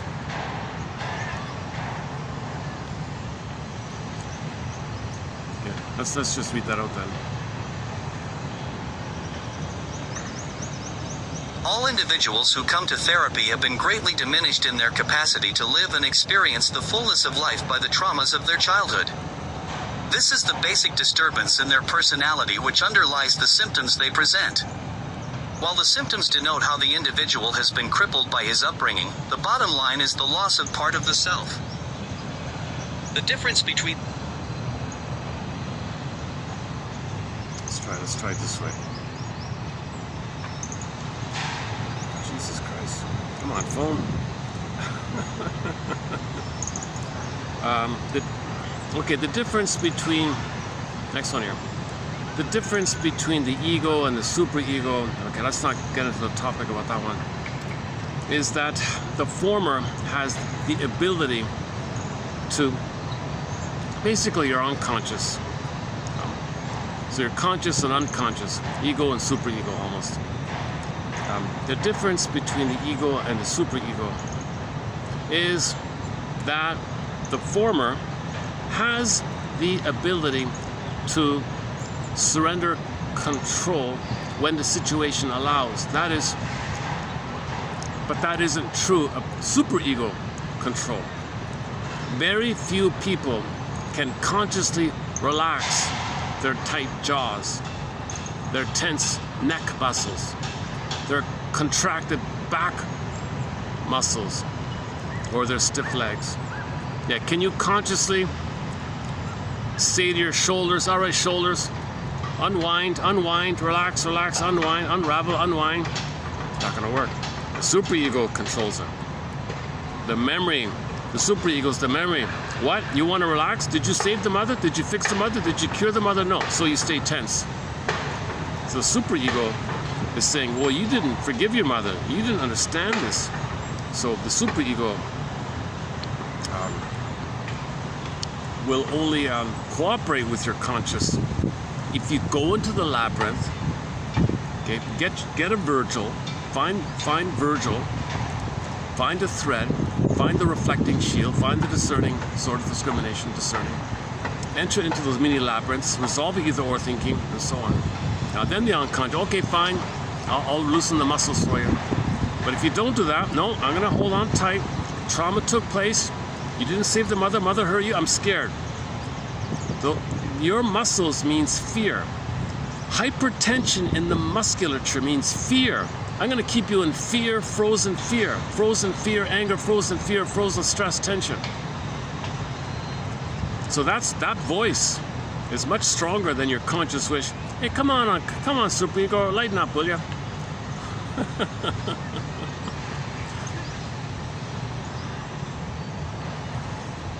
For Pete's sakes, come on, phone. Stay put, will you? It keeps bouncing around and shifting and doesn't stay still.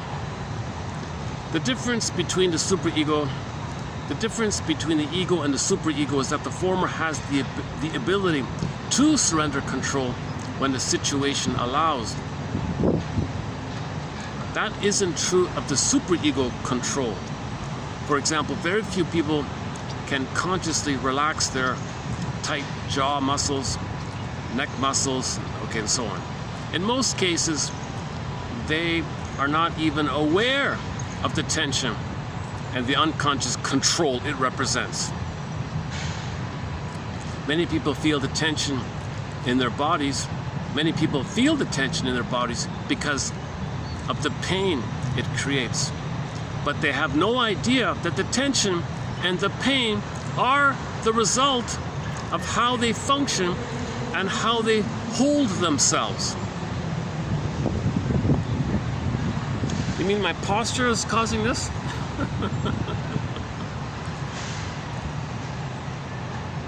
Some regard their rigidity as a sign of strength, as proof that they can stand up to adversity, that they will not break or yield under stress, that they can tolerate discomfort, even distress.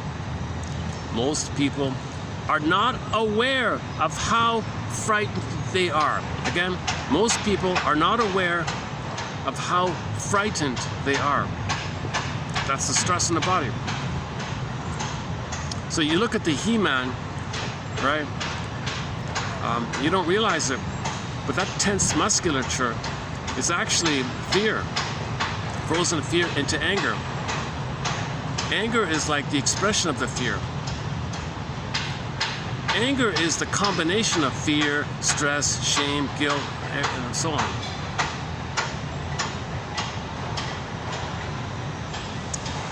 Every chronically tense muscle in the body is a frightened muscle. Yeah. Every chronically tense muscle in the body is a frightened muscle. Yeah. So if I think about a tense muscle in me, I gotta say to myself, oh, that's a frightened muscle.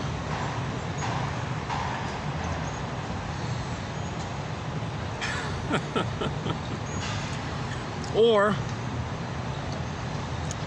it would not hold so tenaciously against the flow of feeling in life. Yeah, so it's afraid. It is also an angry muscle.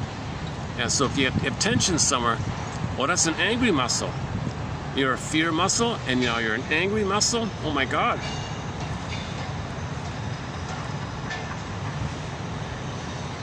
Okay, I gotta print this. I gotta go back to printing. This phone is too fickle. It's too sensitive. I move the phone a little bit and everything. I lose everything. Okay, it is also an angry muscle, since anger is the natural reaction to forced restraint and the denial of freedom. Yeah, so you're supposed to be free in the body, flow in the body, grace in the body. You deny it. Anger is the blockage of the freedom. Freedom of your feelings, freedom to feel, and all that. Okay, let's see if he reads it here. The ego and the superego is that the former has the ability to surrender control when the situation allows. That isn't true of superego control. Very few people, almost none, can consciously relax their tight jaws, their tense neck muscles, their contracted back muscles, or their stiff legs. In most cases, they are not even aware of the tension and the unconscious control it represents. Many people feel the tension in their bodies because of the pain it creates, but they have no idea that the tension and the pain are the result of how they function or how they hold themselves. Some regard their rigidity as a sign of strength, as proof that they can stand up to adversity, that they will not break or yield under stress, that they can tolerate discomfort, even distress. Most people are not aware of how frightened they are. Every chronically tense muscle in the body is a frightened muscle, or it would not hold so tenaciously against the flow of feeling in life. It is also an angry muscle, since anger is the natural reaction to forced restraint and the denial of freedom. Okay, next one here. Every chronic tension represents a limitation on the individual's ability to express himself. Every chronic tension represents a limitation on the individual's ability to express himself. That's why there's tension. You don't have vocabulary. You have no words. The body's speaking it for you instead. Okay, part of this issue can be linked to this idea. When one tells a lie, one feels bad or guilty because one has betrayed his true self, his true feeling. One would naturally feel bad or guilty about the lie. Now, there are people, however, who don't feel guilty when they lie, but that's because they're not feeling. They have suppressed feeling. Those suppressed feelings, okay, are which the ego, the conscious mind, believes are dangerous, embarrassing, unacceptable, shameful, whatever. Those repressed feelings, the metaphors, those are souls in hell. These feelings, which are dead to the conscious mind, live on in an underworld of torment. So his take on this Dante thing of those dead souls in hell, those are your repressed feelings. So feelings you don't want to admit, personified as a soul, as a person, in the torment of the hell. Now, if all your feelings are in hell, well, then if you lie, your feelings are dead inside, so you don't feel anything because your feelings are dead. When you lie, you're going to feel badly like that. That's a healthy thing, to be able to have feelings around your true self. Because when you lie, you violate your true self. You violate the ethics of your true self, your authentic self. You're not speaking your truth. You're not speaking from your true self when you lie.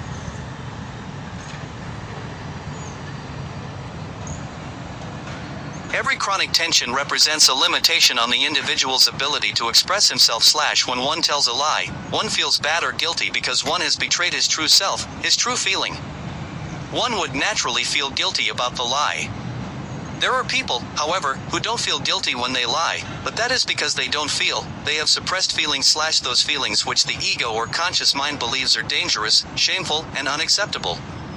Like the souls in hell, these feelings which are dead to the conscious mind live on in an underworld of torment.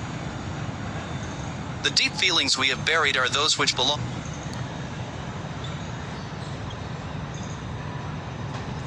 So in this story, in the fairy tale or myth, the souls in hell, if those are your feelings, and they're kind of dead to they're not available to your consciousness, so they're dead to your conscious self. And they live in a tormented state. So you feel the torment and the despair, not happiness, and unconscious misery. Hold on a sec. Let's do this.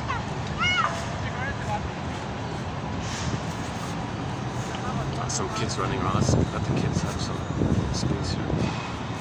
Okay, next one here.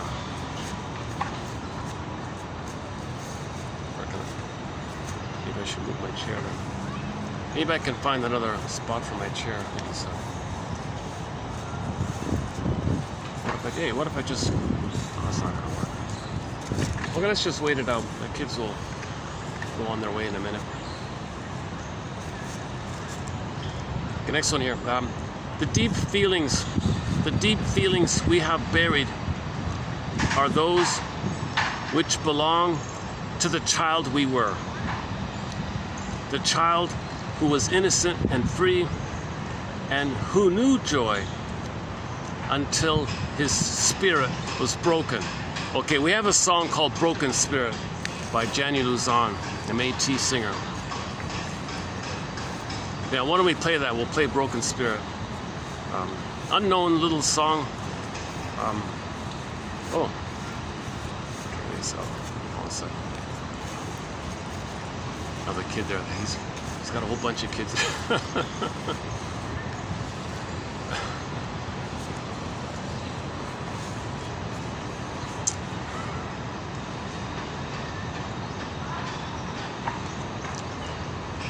Okay, where are we? Let's do this here. Again, the deep feelings we have buried are those which belong to the child we were. The child who was innocent and free and who knew joy until his spirit was broken by being made to feel guilty and ashamed of his natural impulses. Okay, go to the Paul C. Hollander quotes. The child had an interest. The child was curious. Mother said, don't touch that, don't do that. He broke his spirit. But those deep feelings are dead in the torment of the underworld. Dead souls in the underworld. That child still lives in our hearts and in our guts. But we have lost contact with it.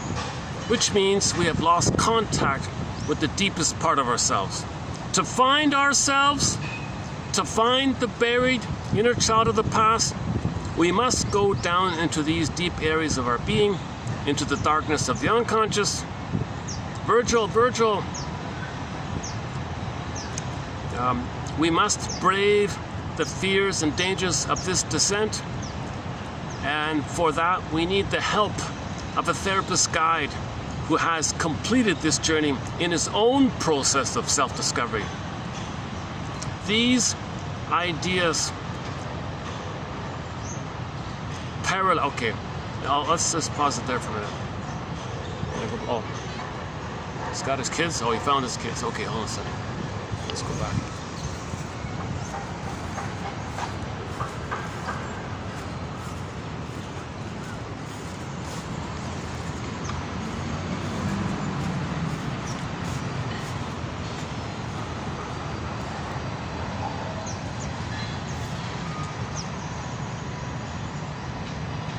To the child we were, the child who was innocent and free and who knew joy until his spirit was broken by being made to feel guilty and ashamed of his natural impulses.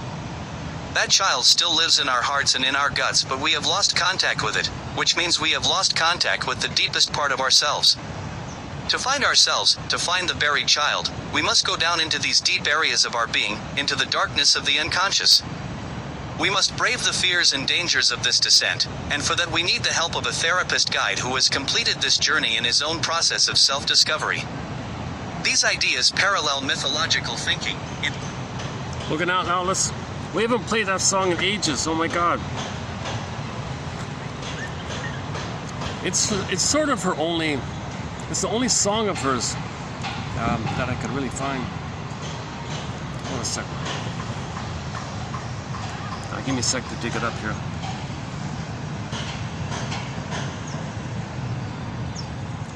Okay, YouTube. Is it on YouTube? I think so. Hold on a sec. Okay, Jenny. J-A-N-I, right? Jenny Luzon. Is it Lauzon? L-A-U-Z-O-N. Is that right? Let's try that one. Okay, Broken Spirit. Show up here? No.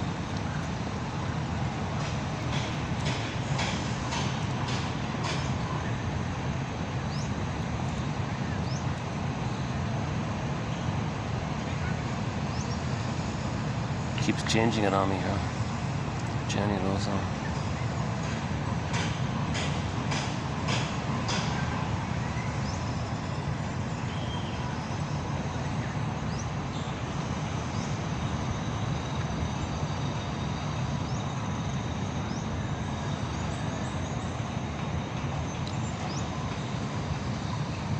Okay, here we go.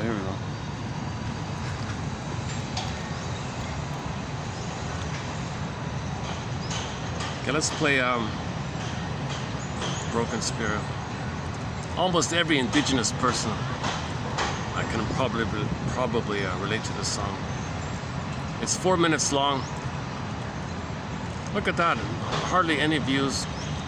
It's from an album called Music from Turtle Island, Contemporary Native American Music, it says here. Oh, there's the image.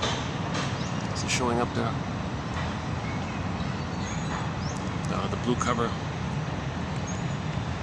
Oh, that's her there. That's the woman there below on the second one.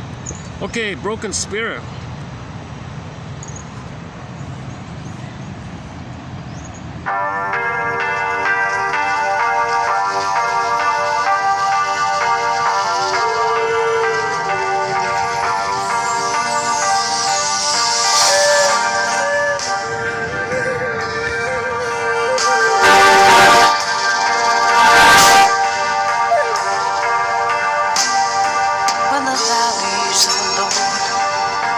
Dreams appear slow, and everyday life feels another hurting blow.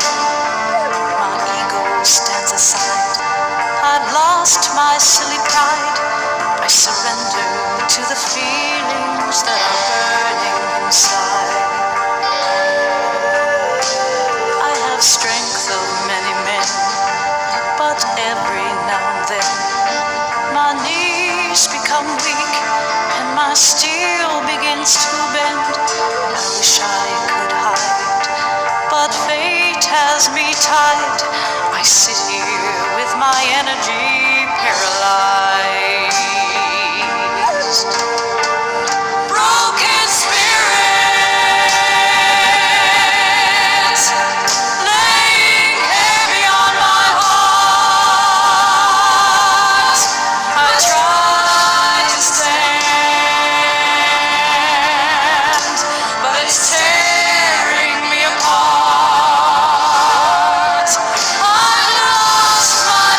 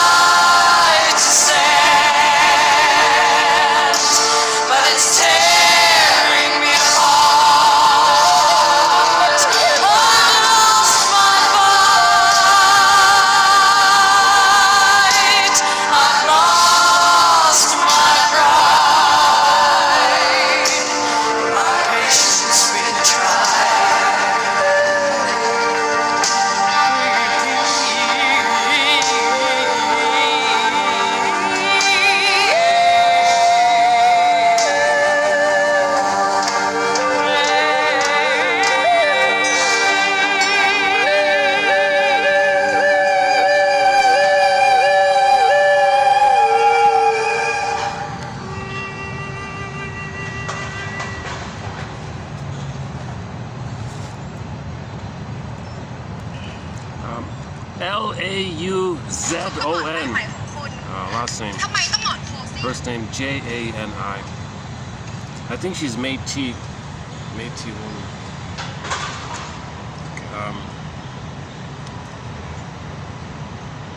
Let's continue here.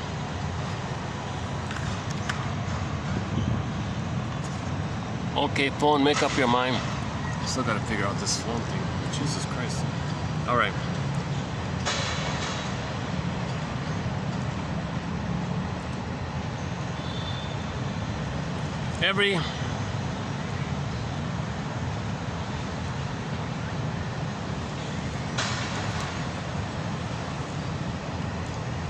Okay, so here's a good one. Here's the one about the innate drive for healing. Consider the development of the embryo in every human being, a process that awes the human mind. That tiny organism, the fertilized egg, knows what it has to do to potentiate its inherent possibility to become a human being. It's awesome. And yet we human beings have the arrogance to think that we may know more than nature. I place my faith in the power of the living body to heal itself. This is not to say that we cannot help the healing process, but we cannot substitute. It's just too small. Hold on a second. Let me enlarge this thing. Man, oh man, it keeps shrinking and enlarging and twisting and turning. Why doesn't it stay still? Then you lose where you were.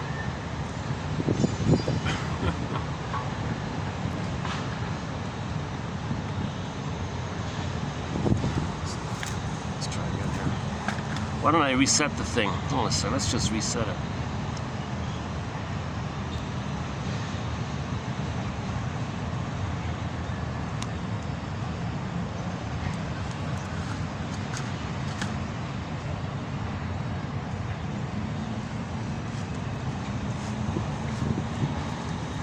Consider the development, Carl Sagan,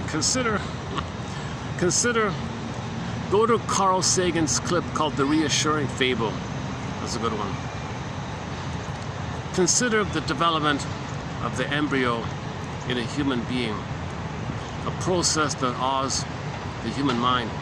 That tiny organism, the fertilized egg, knows what it has to do to potentiate its inherent possibility to become a human being. And yet we human beings have the arrogance to think that we may know more than nature. I place my faith in the power of the living body to heal itself. Just get out of its way, kind of. That's not to say that we cannot help the healing process, but we cannot substitute for it.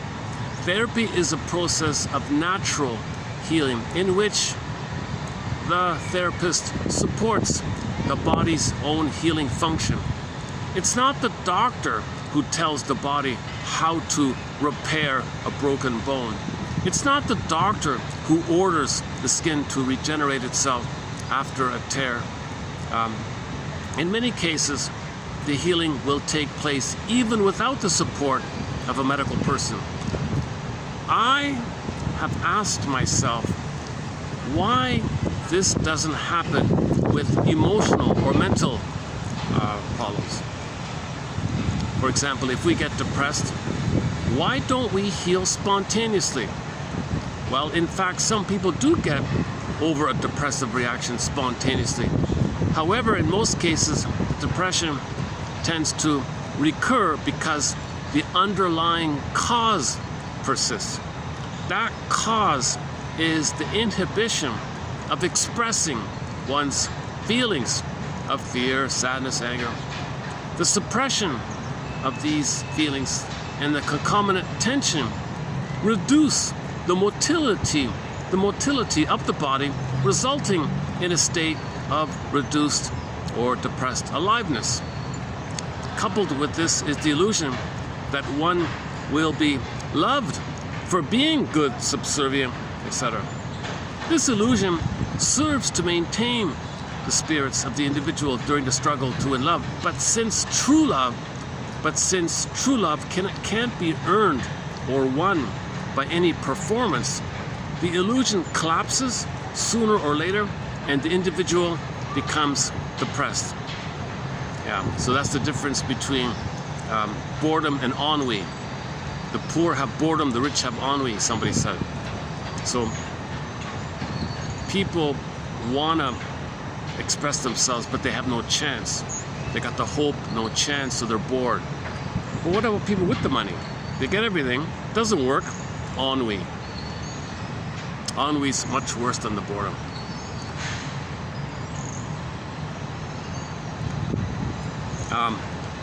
The depression will lift if the individual can feel and express feeling. Getting a depressed person to cry or become angry will lift him out of the depression, at least temporarily. Expressing feeling releases tension, allowing the body to recover its motility, thereby increasing its aliveness. This is the physical side of the therapeutic process. On the psychological side, one needs to uncover the illusion, the someday complex, right, for example, the illusion, and to understand its origin in childhood and its role as a survival mechanism. So you do both. You do psychoanalysis for the mind and body release, tension release exercises for the body. Do them both, kind of.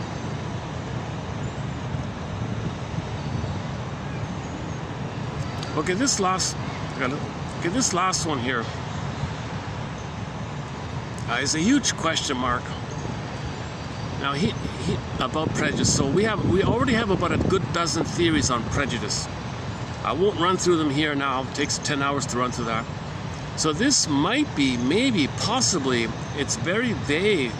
It's a glittering generality. It's really extremely too vague. And it would be nice if there was more specificity about it. If you could be more specific about it. So this might be another theory on prejudice. And maybe others have alluded to it or have implied it, but no one wants to say it directly. I've never heard anybody say this directly, ever. Nobody. And I'm wondering if maybe people are thinking it, but they don't want to say it. It's just too shocking or something. Robert Bly almost said it. If you listen to Robert Bly's audio on the shadow and the shame and all that, he kind of almost went there, I think. So what he says here reminds me of Robert Bly's audio. So bear with me here. I'm just going to read what he says. But, okay. This is a trigger warning. This is a little bit offensive. Not meant to be, not trying to be, but how do we understand prejudice? Like, we've got 12 theories. They all offer some clues and glimmers. Here's another possible clue or glimmer. We don't know. I don't know. So I saved the most difficult one for last year. Where is it? Oh, for Pete's sakes. Where did it go?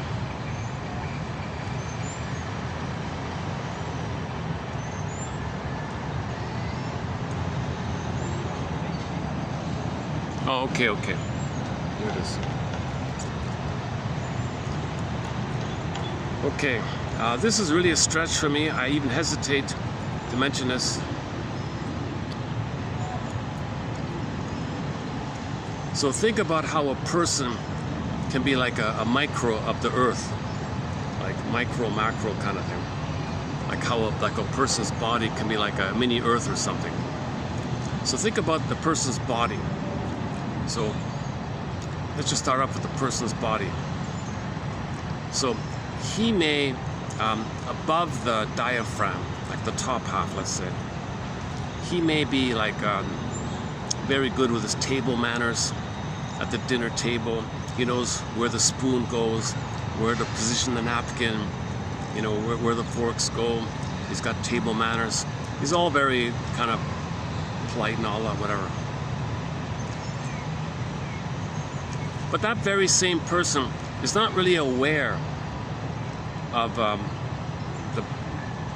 below the diaphragm, the feeling in his belly and the legs and all that. He's not, it's kind of unknown, like dark, right? Unknown, not dark, unknown.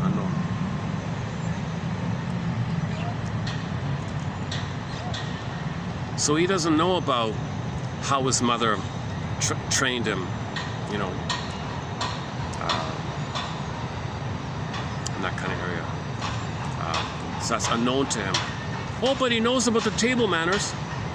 So on the top half of the body, he knows about table, like when you're sitting at a table, that's your chest is, right?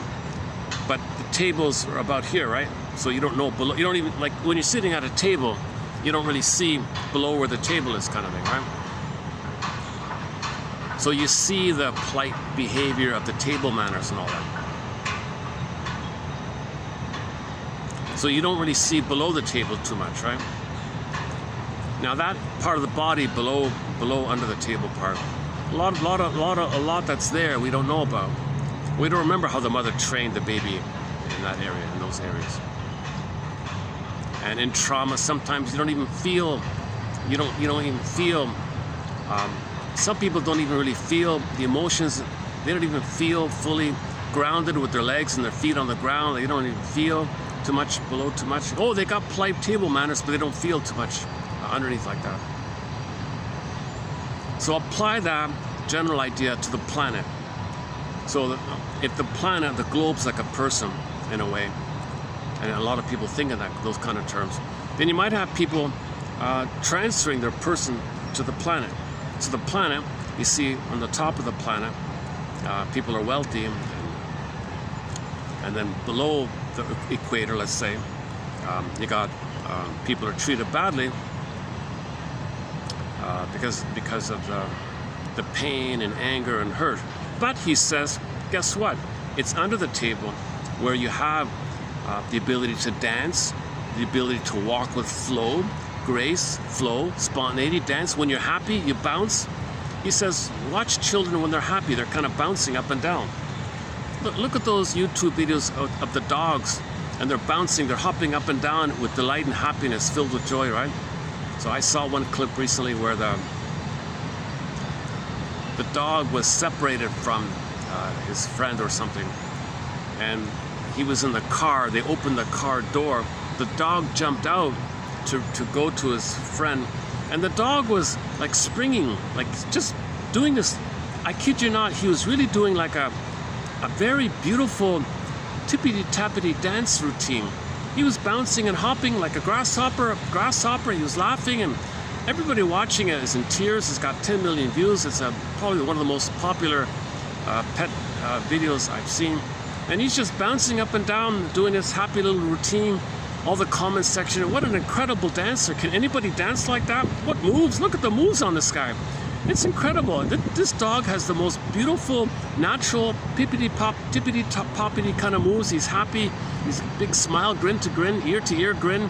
He's so excited like that. So he's happy and he's bouncing like that.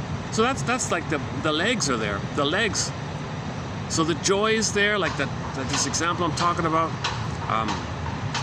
Okay, in the intimacy area, the romance area, okay, the sexual area, that's going to be more fuller like that. That's in there. You see, and then your digestion will flow properly, so you won't have constipation problems, things like that. So you don't have issues like that kind of pain in that kind of area. So there's a lot of deeper feelings in that area. There's a lot of gut feelings and deeper feelings and real feelings and dancing feelings and like feeling grounded, your feet to the ground. So there's a lot of importance to the feelings under the table like that. So when there's trauma, we're kind of relating with the table manners, and but we're kind of ignoring below the table part, right? So he doesn't say it. He's not making the crossover. But this quote reminds me of what Robert Bly said in this kind of area. If I didn't hear Robert Bly, I'm not sure if I'd have this kind of triggered response. Let's just read what he says here, if I can find it. Man, oh man, this phone is driving me a little. It doesn't stay put for us. How do I make it stay put? I don't know what it is with this phone. It just keeps twisting around all the time. The egg, there's the egg one. Fertilized egg.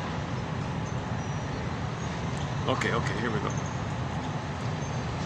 Okay, mythological thinking, in which the diaphragm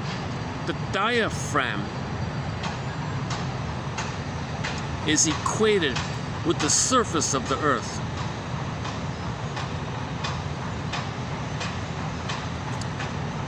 The half of the body above the diaphragm lies in the light of day.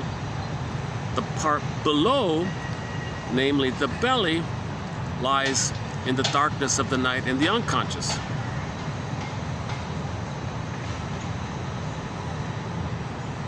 So when there's trauma, okay, hang on. The conscious mind has some control. The conscious mind has some control over the processes of the upper half of the body, but we have little or no control over the processes in the lower half, which includes the functions of sexuality, reproduction, elimination, etc.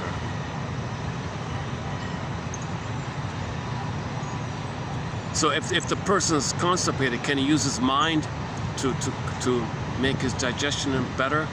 See, his conscious mind can't affect that, right? That's the unconscious. The unconscious is strong like that. It's dark unconscious. I did it again on me. Jesus, come on, phone. My goodness, who designed this thing? Man, I got to read the manual one day on how this thing works. I'm sure if I learn the secret, it'll be okay.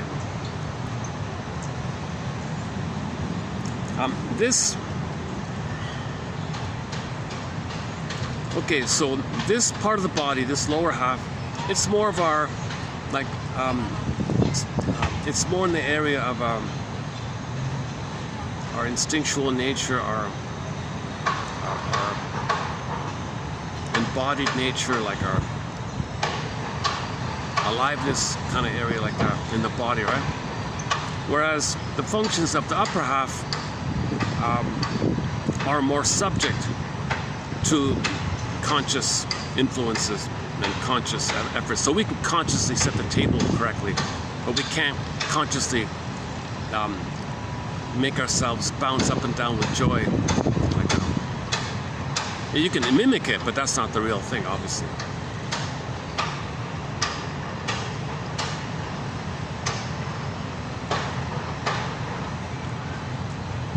Perhaps because the lower half of the body is more associated with our more instinctual nature, its functions, especially movement, sexuality, etc., are capable of yielding experiences which are highly enjoyable. So the enjoyableness of the joy of the bouncing, of the springing bouncing. Maybe that's why people love trampolines. Maybe there's a nostalgia. Maybe people love trampolines and those little mini ones, those rebounder bouncing things, because maybe it kind of mimics something that you should be able to do naturally. Maybe you're trying to say, where's this? Where's my spring? Where's my bounce? Where's my bounce? Where's my spring?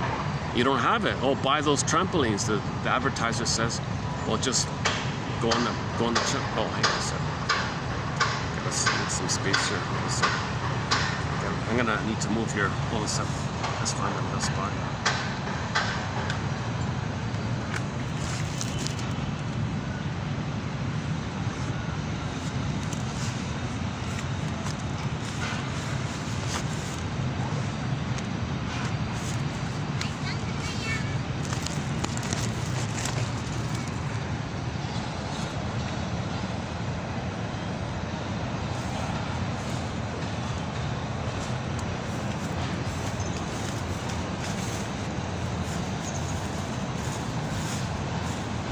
Oh, let's try, okay, here, that's okay, we can try up here.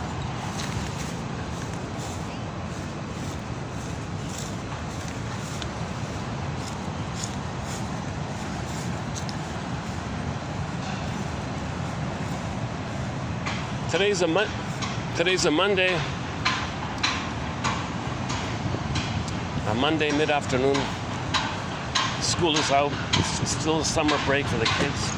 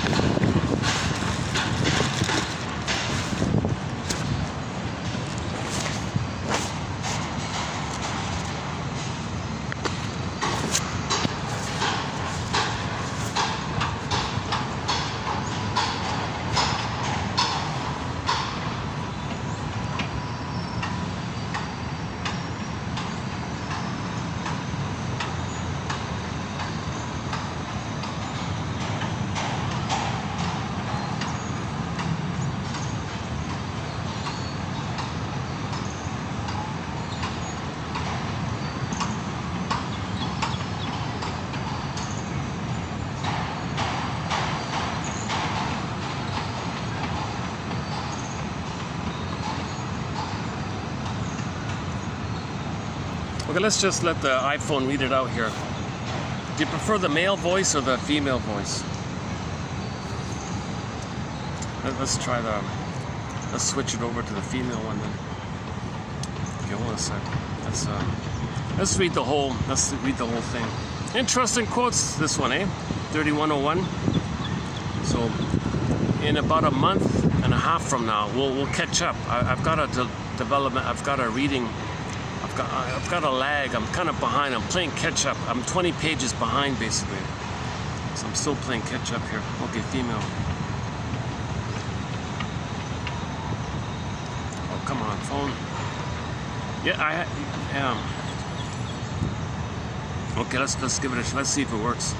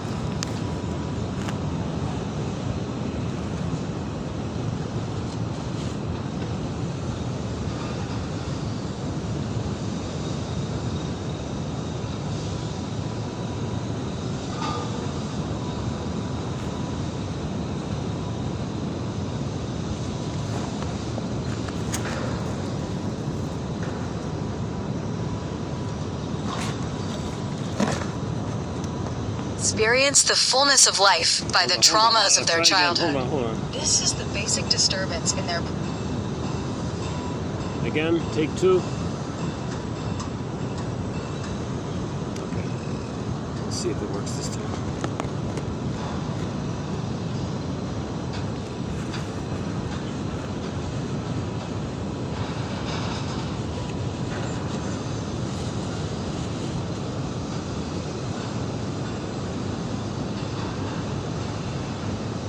All individuals who come to therapy have been greatly diminished in their capacity to live and experience the fullness of life by the traumas of their childhood. This is the basic disturbance in their personality, which underlies the symptoms they present. While the symptoms denote how the individual has been crippled by his upbringing, the bottom line is the loss of part of the self. The difference between the ego and the superego is that the former has the ability to surrender control when the situation allows. That isn't true of superego control. Very few people, almost none, can consciously relax their tight jaws, their tense neck muscles, their contracted back muscles, or their stiff legs. In most cases, they are not even aware of the tension and the unconscious control it represents. Many people feel the tension in their bodies because of the pain it creates, but they have no idea that the tension and the pain are the result of how they function or how they hold themselves. Some regard their rigidity as a sign of strength, as proof that they can stand up to adversity, that they will not break or yield under stress, that they can tolerate discomfort, even distress. Most people are not aware of how frightened they are. Every chronically tense muscle in the body is a frightened muscle, or it would not hold so tenaciously against the flow of feeling and life. It is also an angry muscle, since anger is the natural reaction to forced restraint and the denial of freedom. Every chronic tension represents a limitation on the individual's ability to express himself. When one tells a lie, one feels bad or guilty because one has betrayed his true self, his true feeling. One would naturally feel guilty about the lie. There are people, however, who don't feel guilty when they lie, but that is because they don't feel. They have suppressed feelings / those feelings which the ego or conscious mind believes are dangerous, shameful, and unacceptable. Like the souls in hell, these feelings which are dead to the conscious mind live on in an underworld of torment. The deep feelings we have buried are those which belong to the child we were, the child who was innocent and free and who knew joy until his spirit was broken by being made to feel guilty and ashamed of his natural impulses. That child still lives in our hearts and in our guts, but we have lost contact with it, which means we have lost contact with the deepest part of ourselves. To find ourselves, to find the buried child, we must go down into these deep areas of our being, into the darkness of the unconscious. We must brave the fears and dangers of this descent, and for that we need the help of a therapist guide who has completed this journey in his own process of self-discovery. These ideas parallel mythological thinking, in which the diaphragm is equated with the surface of the earth. The half of the body above the diaphragm lies in the light of day. The part below, namely the belly, lies in the darkness of night and the unconscious. The conscious mind has some control over the processes of the upper half of the body, but we have little or no control over processes in the lower half, which includes the functions of sexuality, excretion, and reproduction. This part of the body is closely connected with man's animal nature, whereas the functions of the upper half are more subject to cultural influences. The simplest way to describe the difference is to say that we eat as human beings, but defecate like animals. Perhaps because the lower half of the body is more associated with our animal nature, its functions, especially sexuality and movement, are capable of yielding experiences which are highly enjoyable, even ecstatic.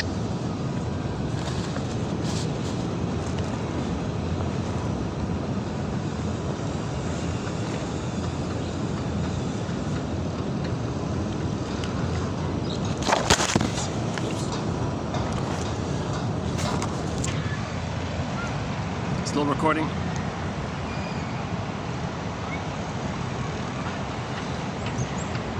So to put it bluntly, it didn't finish, did it? It was supposed to keep going. Why did it? Look at that. It just freezes in the middle of it. My phone is not reading the whole thing. It keeps stopping. Well, go to 3101 and you can read the rest of it there.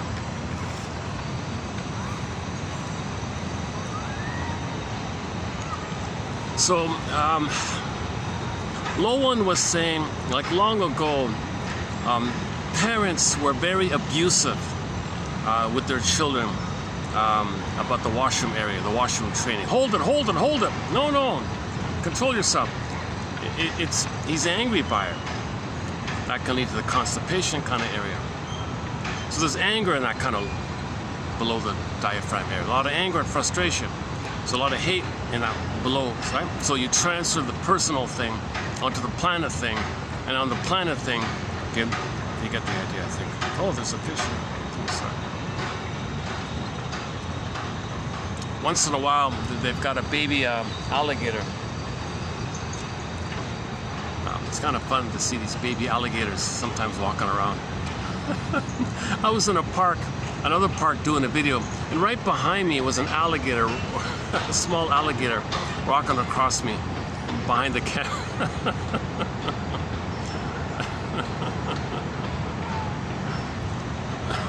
once had a bumblebee land on the phone just staring at me just for a second. So a bumblebee, alligator, loons, seals, a heron, a blue heron, no, a heron, not a blue heron, a regular heron, a few mosquitoes, pigeons, blue jays, had some blue jays. What else? Stray cats.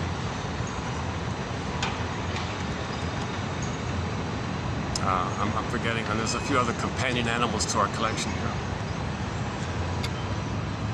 Oh, the iguana. We haven't seen an iguana, but definitely the iguana.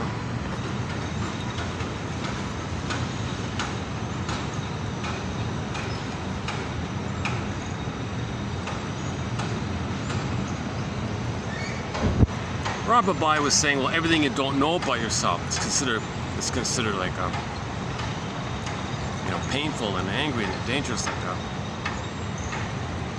So fear of the unknown. So if you're not familiar with somebody looks different from you or something, that triggers the original unknown. So the original unknown for the baby is an image he made in his mind, comprising of his rage, his oral need, and the mother. Shake it up, poof, there's a minotaur, Medusa, okay, Cyclops, take your pick. That's the first unknown for the baby. Flash frozen. He's got this frightening image in his mind. Later on, if something is a little bit unknown to you, like fear of the unknown, like something different language or something, compared to what you're familiar with, someone new comes in, newcomer comes to the town, click, you're not reasonable because you're operating from the feeling of the survival issue with the monster image in your mind. So you have these wildly exaggerated, irrational fears and hates to the person of the present, when really that's how you felt with your mother back in the past. You just transferred to the present, called prejudice. That's a key area of prejudice. Another one with prejudice is you need someone to scapegoat because mother scapegoated you. You become the scapegoater. To not know the mother hurt you, you got to hurt others to make you unaware the mother hurt you. And then when you're hurt, okay, now you see as your mother whom you're angry at. Another key area about prejudice. And a few others, and that might be kind of an abstract, very edgy kind of idea. So I don't have it, it's in the book, I don't have it here, but he was going on and on about the training, the training for the children back then. I didn't know mothers were so abusive. No, you cannot go to the washroom now, you gotta hold it, or I'll punish you. And now he's got all this anger around that lower part of the body, where a lot of fear and anger and tension, and that can lead to constipation, and that can lead to this kind of anger area. So a lot of anger in that kind of lower part of the body, right? So if there's anger in the lower part of the body due to the mother's abusive parenting thing, then he may kind of associate and transfer and see things in general in those terms. So you got a planet, and the top part, it's like the above part. It makes me wonder, like what if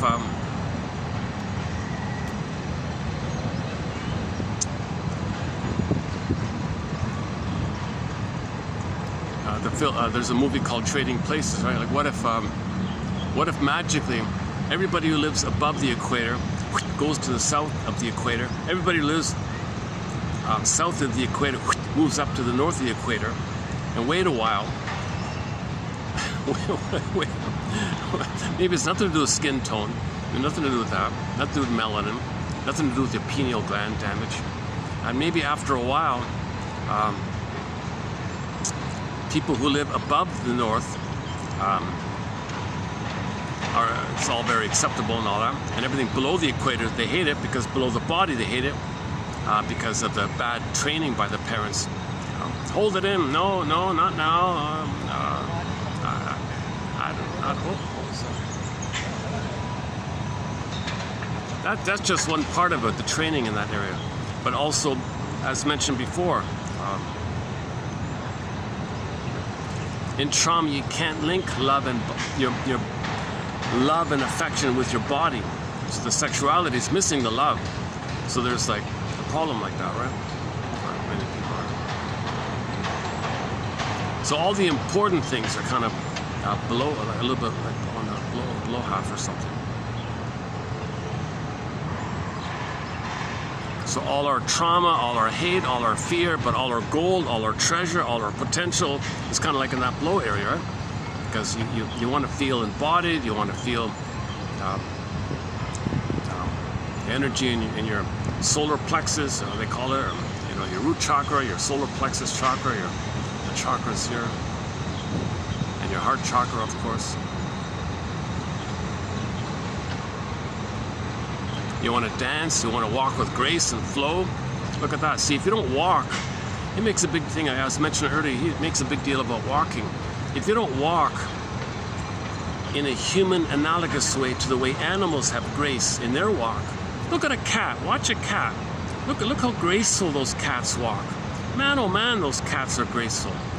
Man, oh man, when you see a cat walk, they're incredibly graceful. That's why the models are trained to imitate the catwalk, right?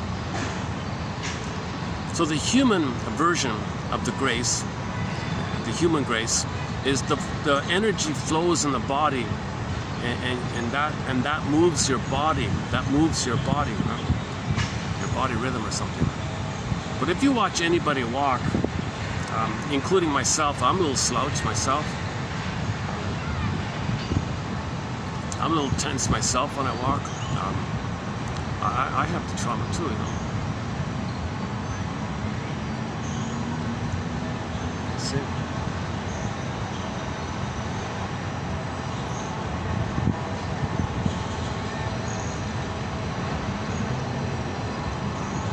I don't see anybody walking here. He says ideally your walk is a little more mindful. It's a little slower. It's not as fast as the revved up stressed one. They're too stressed when they walk, right? They're too tense when they walk.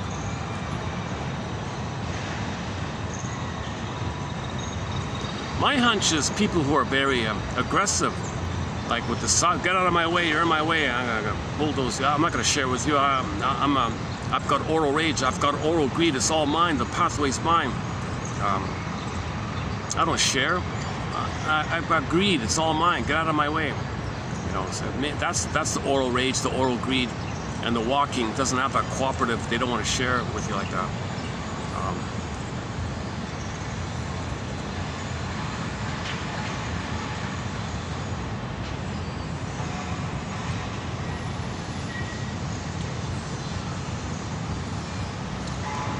But a lot of people can walk in a flowing way. Another person's in a flowing way, and they might both give way to each other in a flowing kind of way. Be like water. A little bamboo quality to it or something. I'll move a little bit, you move a little bit, we flow on by, everything's okay. Some people are revved up. No, I'm a tank. Get out of my way, or something like that.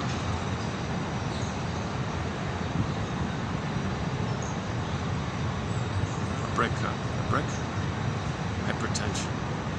Hypertension. So the body is in fear mode, the body is in anger mode, fear, anger. So somebody's walking in a constant state of permanent emergency, permanent fear, permanent anger, like Mr. Lowen said here in the quotes, 3101. So when they're walking in that way, with the musculature armor, he calls it, the body armor, or the character armor, like that. Yeah, the tank on the armor, right? Armor. They're walking from a place, not of flow, not of any kind of grace. There's no grace in the bully side and the sidewalk bully thing, or the road hog, or all those kind of characters. The boardwalk. How does it go again? The boardwalk. Bully or something? No, that's not it.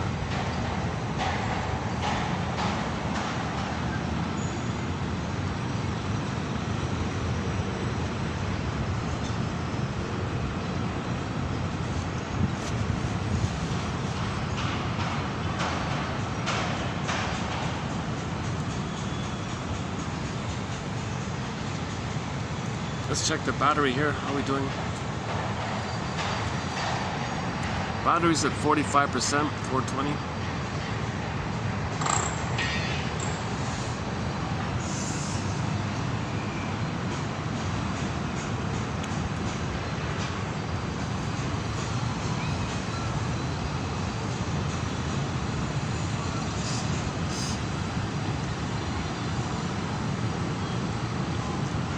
Let's try this. Let me try the readout one more time. Hold on a sec. What's going on with this readout? It was working before. The readout thing worked pretty well before. For some reason nowadays, the readout thing isn't working.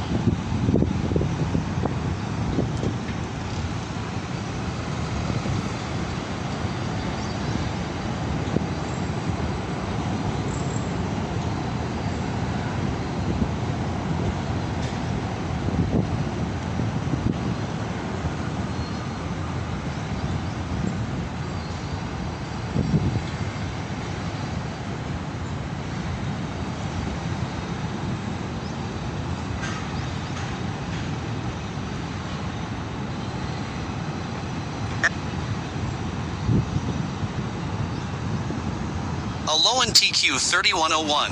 Oh, great. He reads the ending.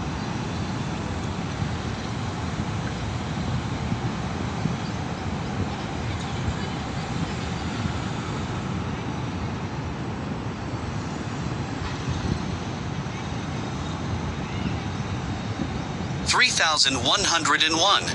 Yeah, we got that.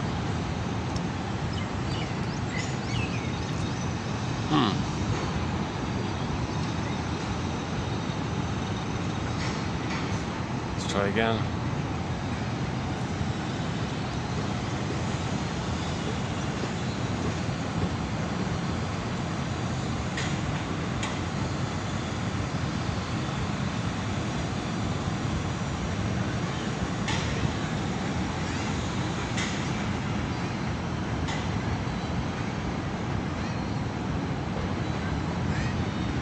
Jesus. Let's try this. What's this? What am I missing here? What else is there?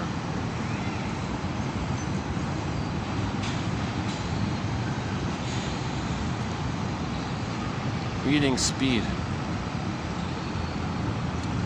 Audio settings.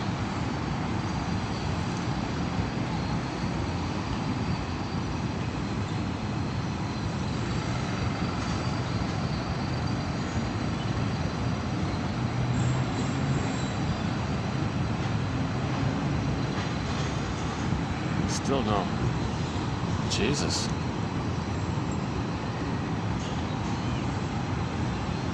Let's try 3072, the one below here. Let's try this one first.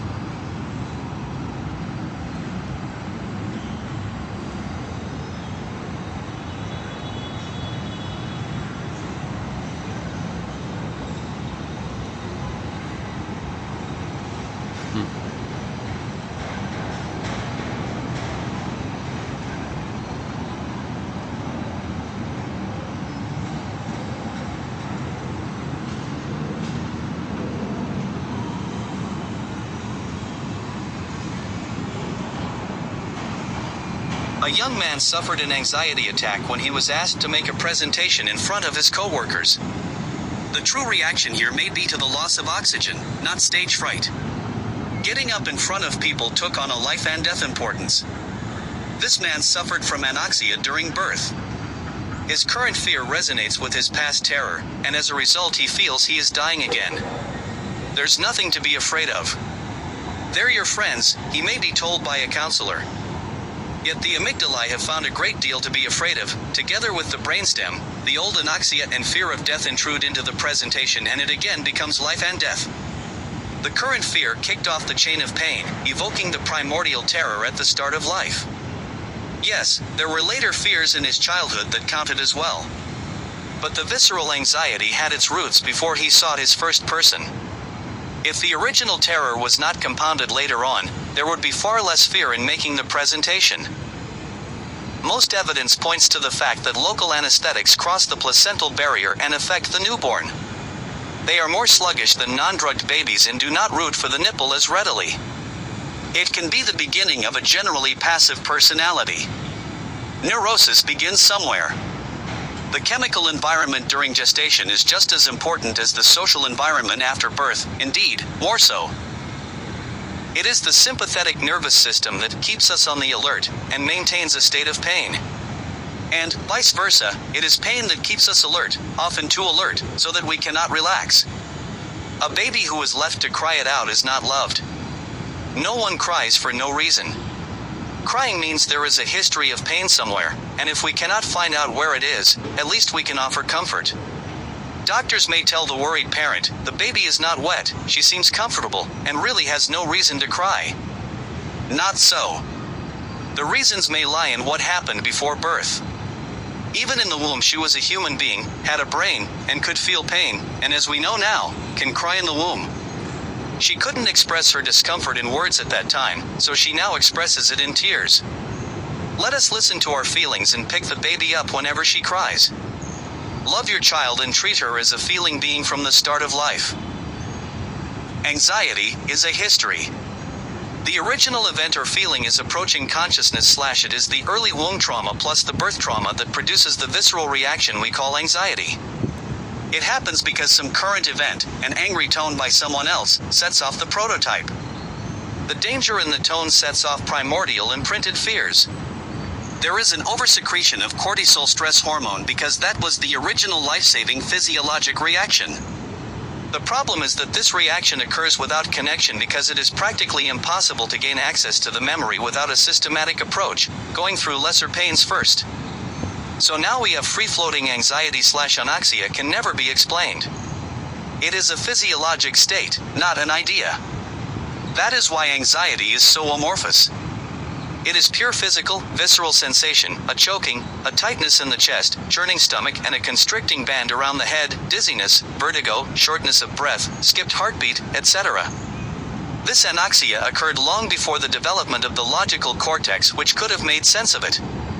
The more confined the current visceral reaction, grinding stomach, colitis, diarrhea, for example, the more likely the origin lies in the pre-verbal past. The prototypic reactivity that got its start at birth is now the first line of response to any new threat. In the face of current threat, the ye brain scans history to find the prototype in order to dictate reaction. It is based on the instinct for survival.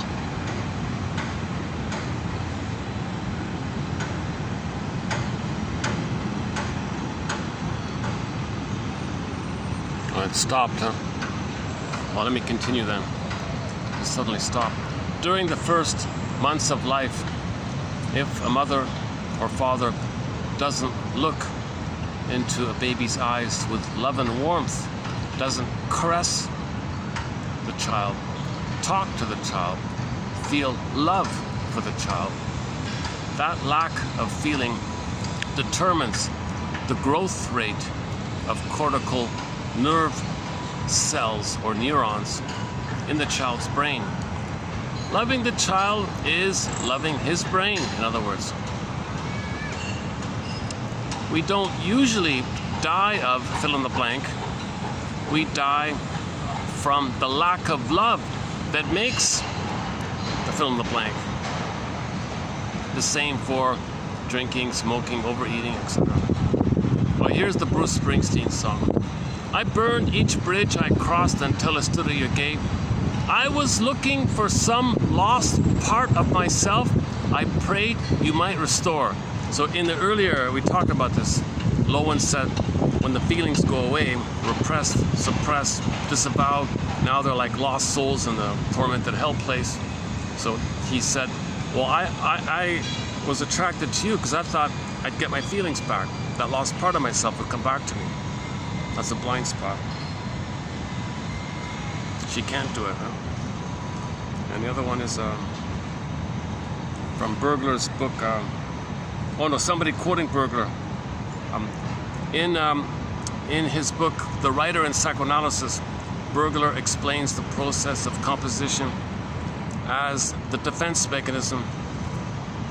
So sometimes people who write, authors and things, novelists and things, sometimes they're just writing to feed themselves with words. Deprived because he wishes to be deprived of milk, love, and tenderness. The writer assumes the role of both mother and child and gives to himself, out of himself, all these interesting, beautiful words and ideas, thus establishing an autocracy. This special process of sublimation is at the same time rationalized by the writer as a social and altruistic act. Okay, so sometimes the oral, a lot of people like to talk a lot, maybe center stage, I want to talk. Same thing with the writing. They're trying to feed themselves. They're giving the words, they're writing or speaking that they want to like words as milk. They want to like be autocratic and nurse themselves. It's symbolic, but the rationalization, no, I'm producing something useful for people. That's the rationalization. But the covert thing is they have oral fixation. And one manifestation of oral fixation is people who talk too much, logorrhea, they say, or the writer. So some writers, they're just writing manically, or they're reading manically, take in, produce, read in, they write to feed themselves. It's not a perfect theory. There's obviously some kind of overlap. I feel for myself, both going on with myself when I make these videos. There's an element, I feel that some element of the oral need and frustration with my anxiety when I speak, my ums and ahs and my stops and starts, like that.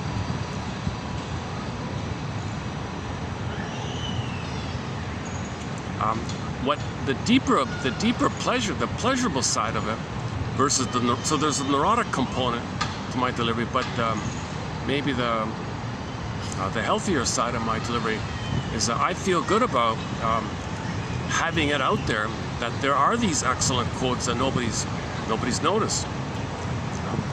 How many people know Bergler and Lowen and all the other ones? They're all kind of shadow bands, so to speak. It's a kind of shadow band, it seems.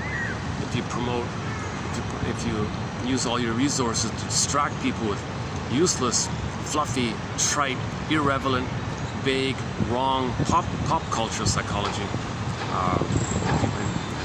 like the magazine stuff like that.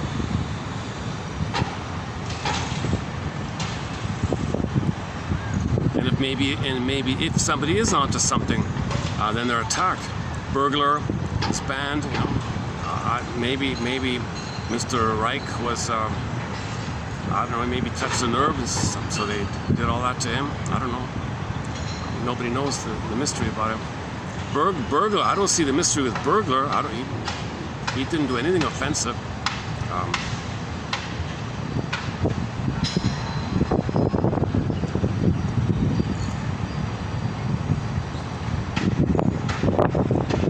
The closest thing I can guess that triggered somebody was, he said, the propaganda people, the PR people, have a lot of contempt. That's all. That's the most controversial thing he said. So their advertisements filled with a patronizing, negative attitude towards people.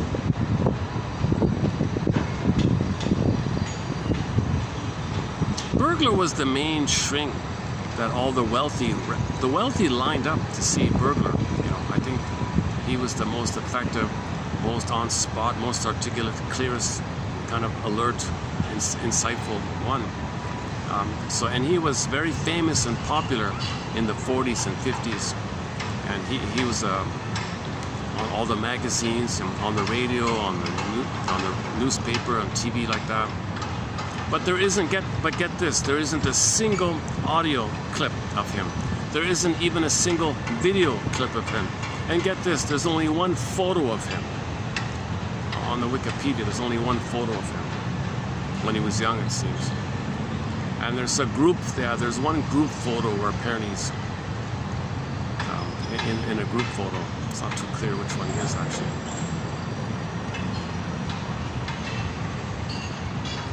Somebody did a YouTube presentation about this. Why, when doctors go to shrink school, they never hear even his name.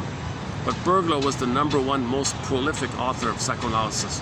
24 books, 300 articles, direct into English. Direct into English. He was one of Freud's first assistants.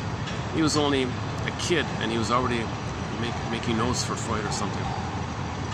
But Freud booted out everybody who talked about oral fixation, oral trauma, because he had it and didn't want to talk about it. Mr. Jung said, no, we got to talk about earlier trauma. Give me back my ring. Get out, Mr. Jung. Otto Rank, no, birth trauma, get out of my circle. Give me back my ring. Reich, get out of here. Adler, get out of here. He kicked out everybody. In the end, he had a few little lapdogs. Didn't say anything. You don't even know who they are. So Freud was an impulsive, OCD kind of person. Freud had a massive oral fixation. He had a cigar. He was chomping on cigars his whole life. So he wasn't they say he wasn't a very effective therapist. He had a lot of, he was curious and he wrote a lot. So he gets credit for that kind of thing. But Freud has said, he said he didn't really invent much. He took things from Goethe and guys like Pierre Genet, the hypnosis people in France, and other people like that. He just compiled things, put it together. Now the problem with Freud is that annoying translation is messed up. Thankfully, over the past century, people have waded through and kind of saved the good parts and threw away the nonsense. Karen Horney made a contribution. Ian Sutton, with his one book, made a contribution, and many others. You know, Bergler, every time Bergler mentions Freud, it's always in a positive light. I've never once heard Bergler put down Freud. He always had an objective, analytic, positive attitude. Bergler really, he brings in a lot of literature in his writing. He talks about all kind of topics. His money book's excellent. So yesterday, you'll get some quotes from his money book. His other famous book is The Writer and Psychoanalysis. Maybe that's the book that got him into trouble. I don't know, as he talks about the PR people in there. Maybe it's the gambling book. He has a famous book about gambling. I don't know. Maybe people complain about. Nobody knows why in the shrink schools, the heads of the shrink schools are told, no, ban his books, don't teach Bergler. And that's what the guy on YouTube. It's funny that the guy who adopted his estate. So when Bergler passed away, his estate went to his wife Marianne and his friend, a friend of his, and the friend. I noticed, I don't know, 10 years ago, was targeted and they destroyed him. So they really wanted to crush. And the website, the appreciation of Edmund Bergler, that was taken down. He was taken down. They're attacking all this thing with Bergler. So this is the only last surviving kind of presentation of Bergler's theories on psychic masochism, pseudo-aggression as a defense against it, and the whole misery machine, Mark Twain's misery machine, that whole area, and the infantile megalomania issue, all that. So this channel is also impossible to find. It seems to be sort of kind of, if you do any kind of search for any topic, it'll never lead you to this channel. Just type in. Are there any good quotes from Bergler? You get a couple of, miscellaneous, not so interesting ones. So you're discouraged right off the bat. But Bergler has a lot of great quotes. The record metaphor comes from him. Every neurotic is a music enthusiast, but he only has 145. He carries it with him everywhere he goes. Every time he sees a turntable with never-ending fiery ardor, he plays his only tune. That's a great quote, I thought, about repetition compulsion. So pressed down the 45 is the traumatic imprint. It's only one song, only one tune, right? Repetition compulsion, new situation, he spins it off. He can't enjoy new songs. He can't live in the present.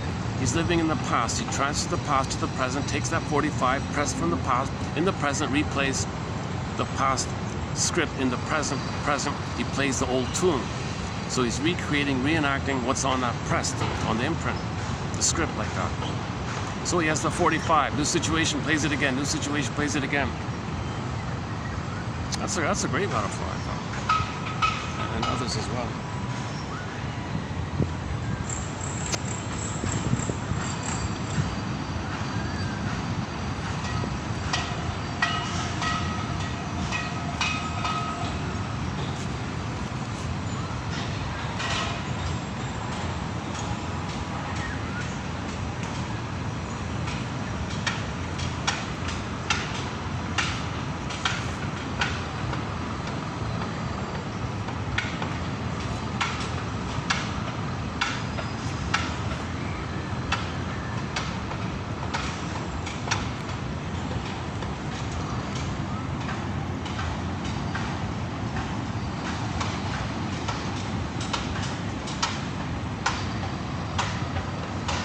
$30.72.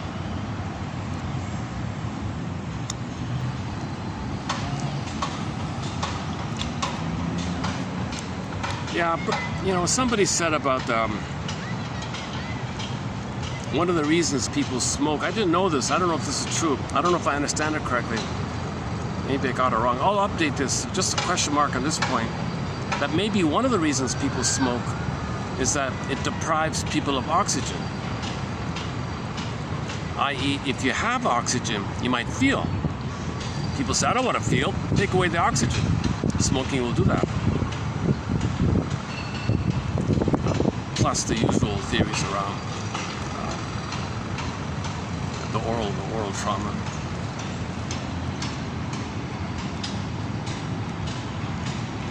Okay, so this one, the stage fright. The guy had stage fright. It might be due to loss of oxygen. He was triggered about at birth. He didn't have enough oxygen. So the stage fright was really being triggered of not getting enough oxygen. Anoxia at birth.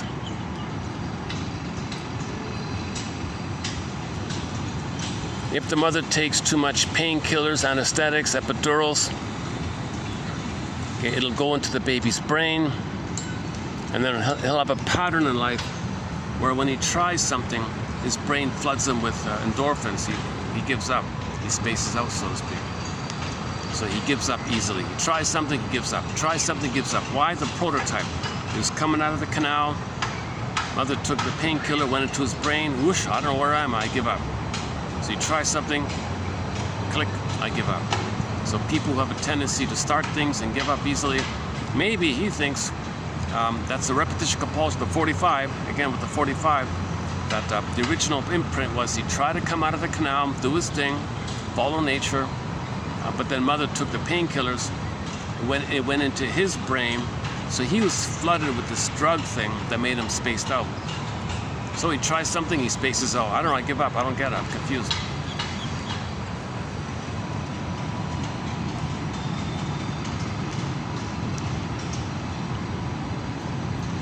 Okay, so sometimes when the baby's crying, it's because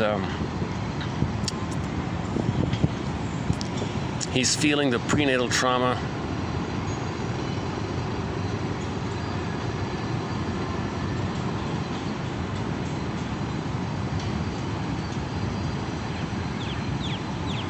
Okay, one about anxiety.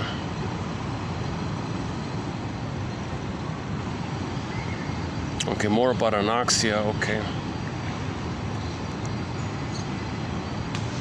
Bruce Springsteen, I burned each bridge I crossed until I stood at your gate. I was looking for some lost part of myself I prayed you might restore. That was my blind spot. I didn't know I was doing this. I was expecting you to save my soul.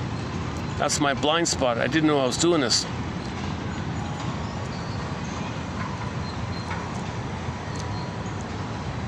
So he couldn't connect, so he skipped along with the woman, burned the bridge. No, I'm not going to connect with you. Burn the bridge, next. Because he had too much stress, no oxytocin. Finally, he met one woman, a pretty one, and thought maybe, oh, you're like a model. You're like a symbol of all women. Well, my mother was a symbol of all women to me. So I'm going to transfer and see you as my potential mother. You're going to be an emotional reincarnation of the mother. So models are often symbols of the mother, put it that way. Now you think, oh, there's your mother. Okay, now I'm going to get myself back. I'm going to reclaim myself. But the model isn't your mother in the past. That's a blind spot. Repetition compulsion is a blind spot, obviously. If you're not aware. That's what it's all about.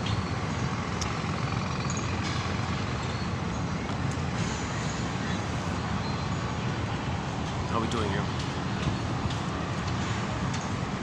Let's check the time again. I'm thinking maybe I'll wrap it up soon here in a few minutes.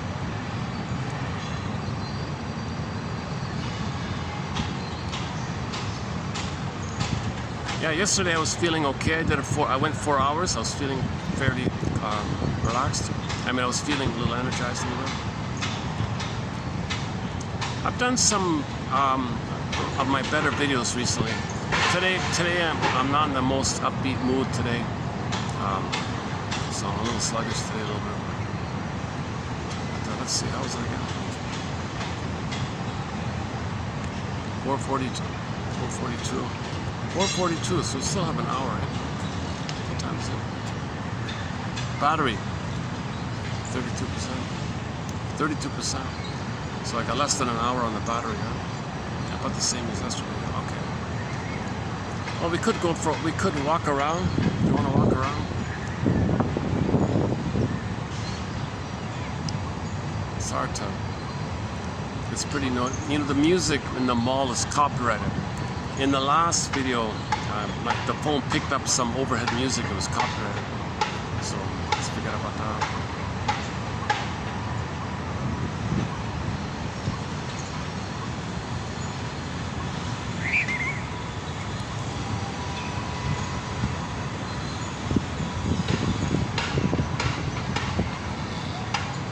Okay, once again, don't forget your companion snack. If you want to link up with the spirit of these quotes, the Virgil,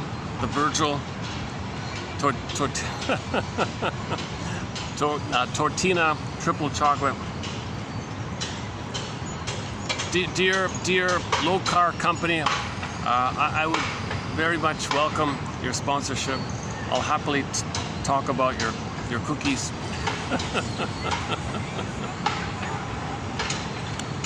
You'll be supporting the healing process.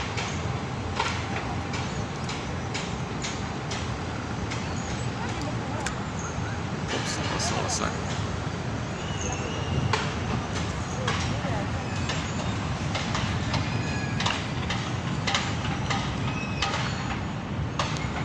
Let's see, where are they from? They're from Italy, right?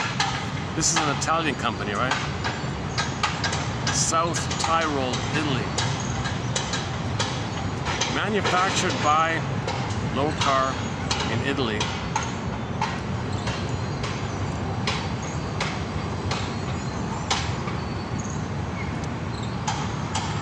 Okay,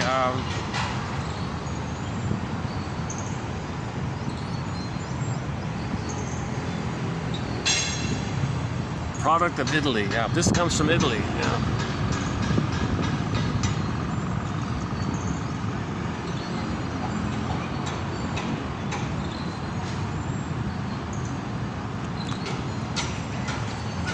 On the back of the package, it has here, the view that inspires us. So whoever's behind this is inspired by this view. Ciliar Dolomites. So can we get it in here?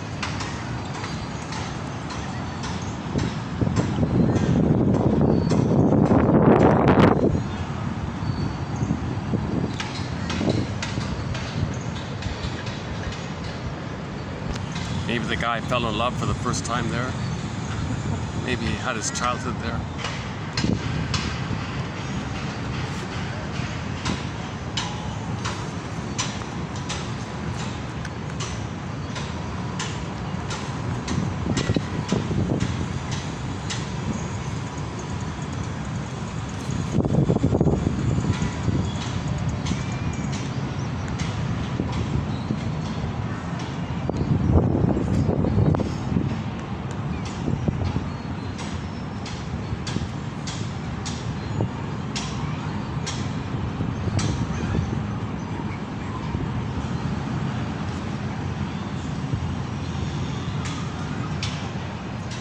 let's just wrap it up with the song we opened up with. So when this song ends, I'll hit the stop button, and that'll be the end of today's video. So we mostly did a preview of 3101 by Alexander Lowen. I thought there were some good quotes in there. And then below is mostly the Janov one. So in the next video, I remember, is more quotes from Bergler.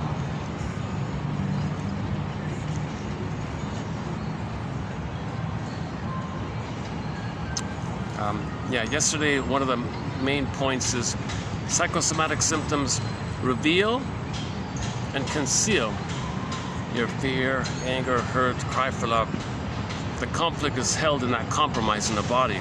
So the pain of the body symptom is the cry. So the baby was crying, blocked, went in the body, detour symptom. The pain of the symptom is the cry.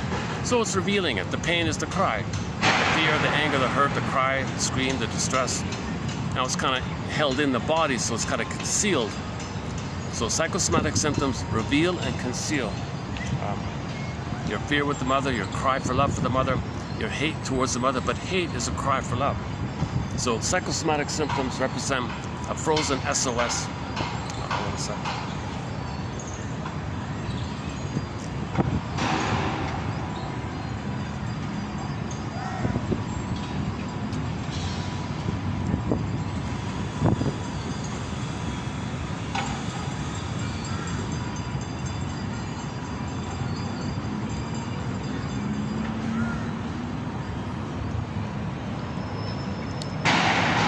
Okay, thanks very much. We'll see you in the next video. May the analytic spirit be with you.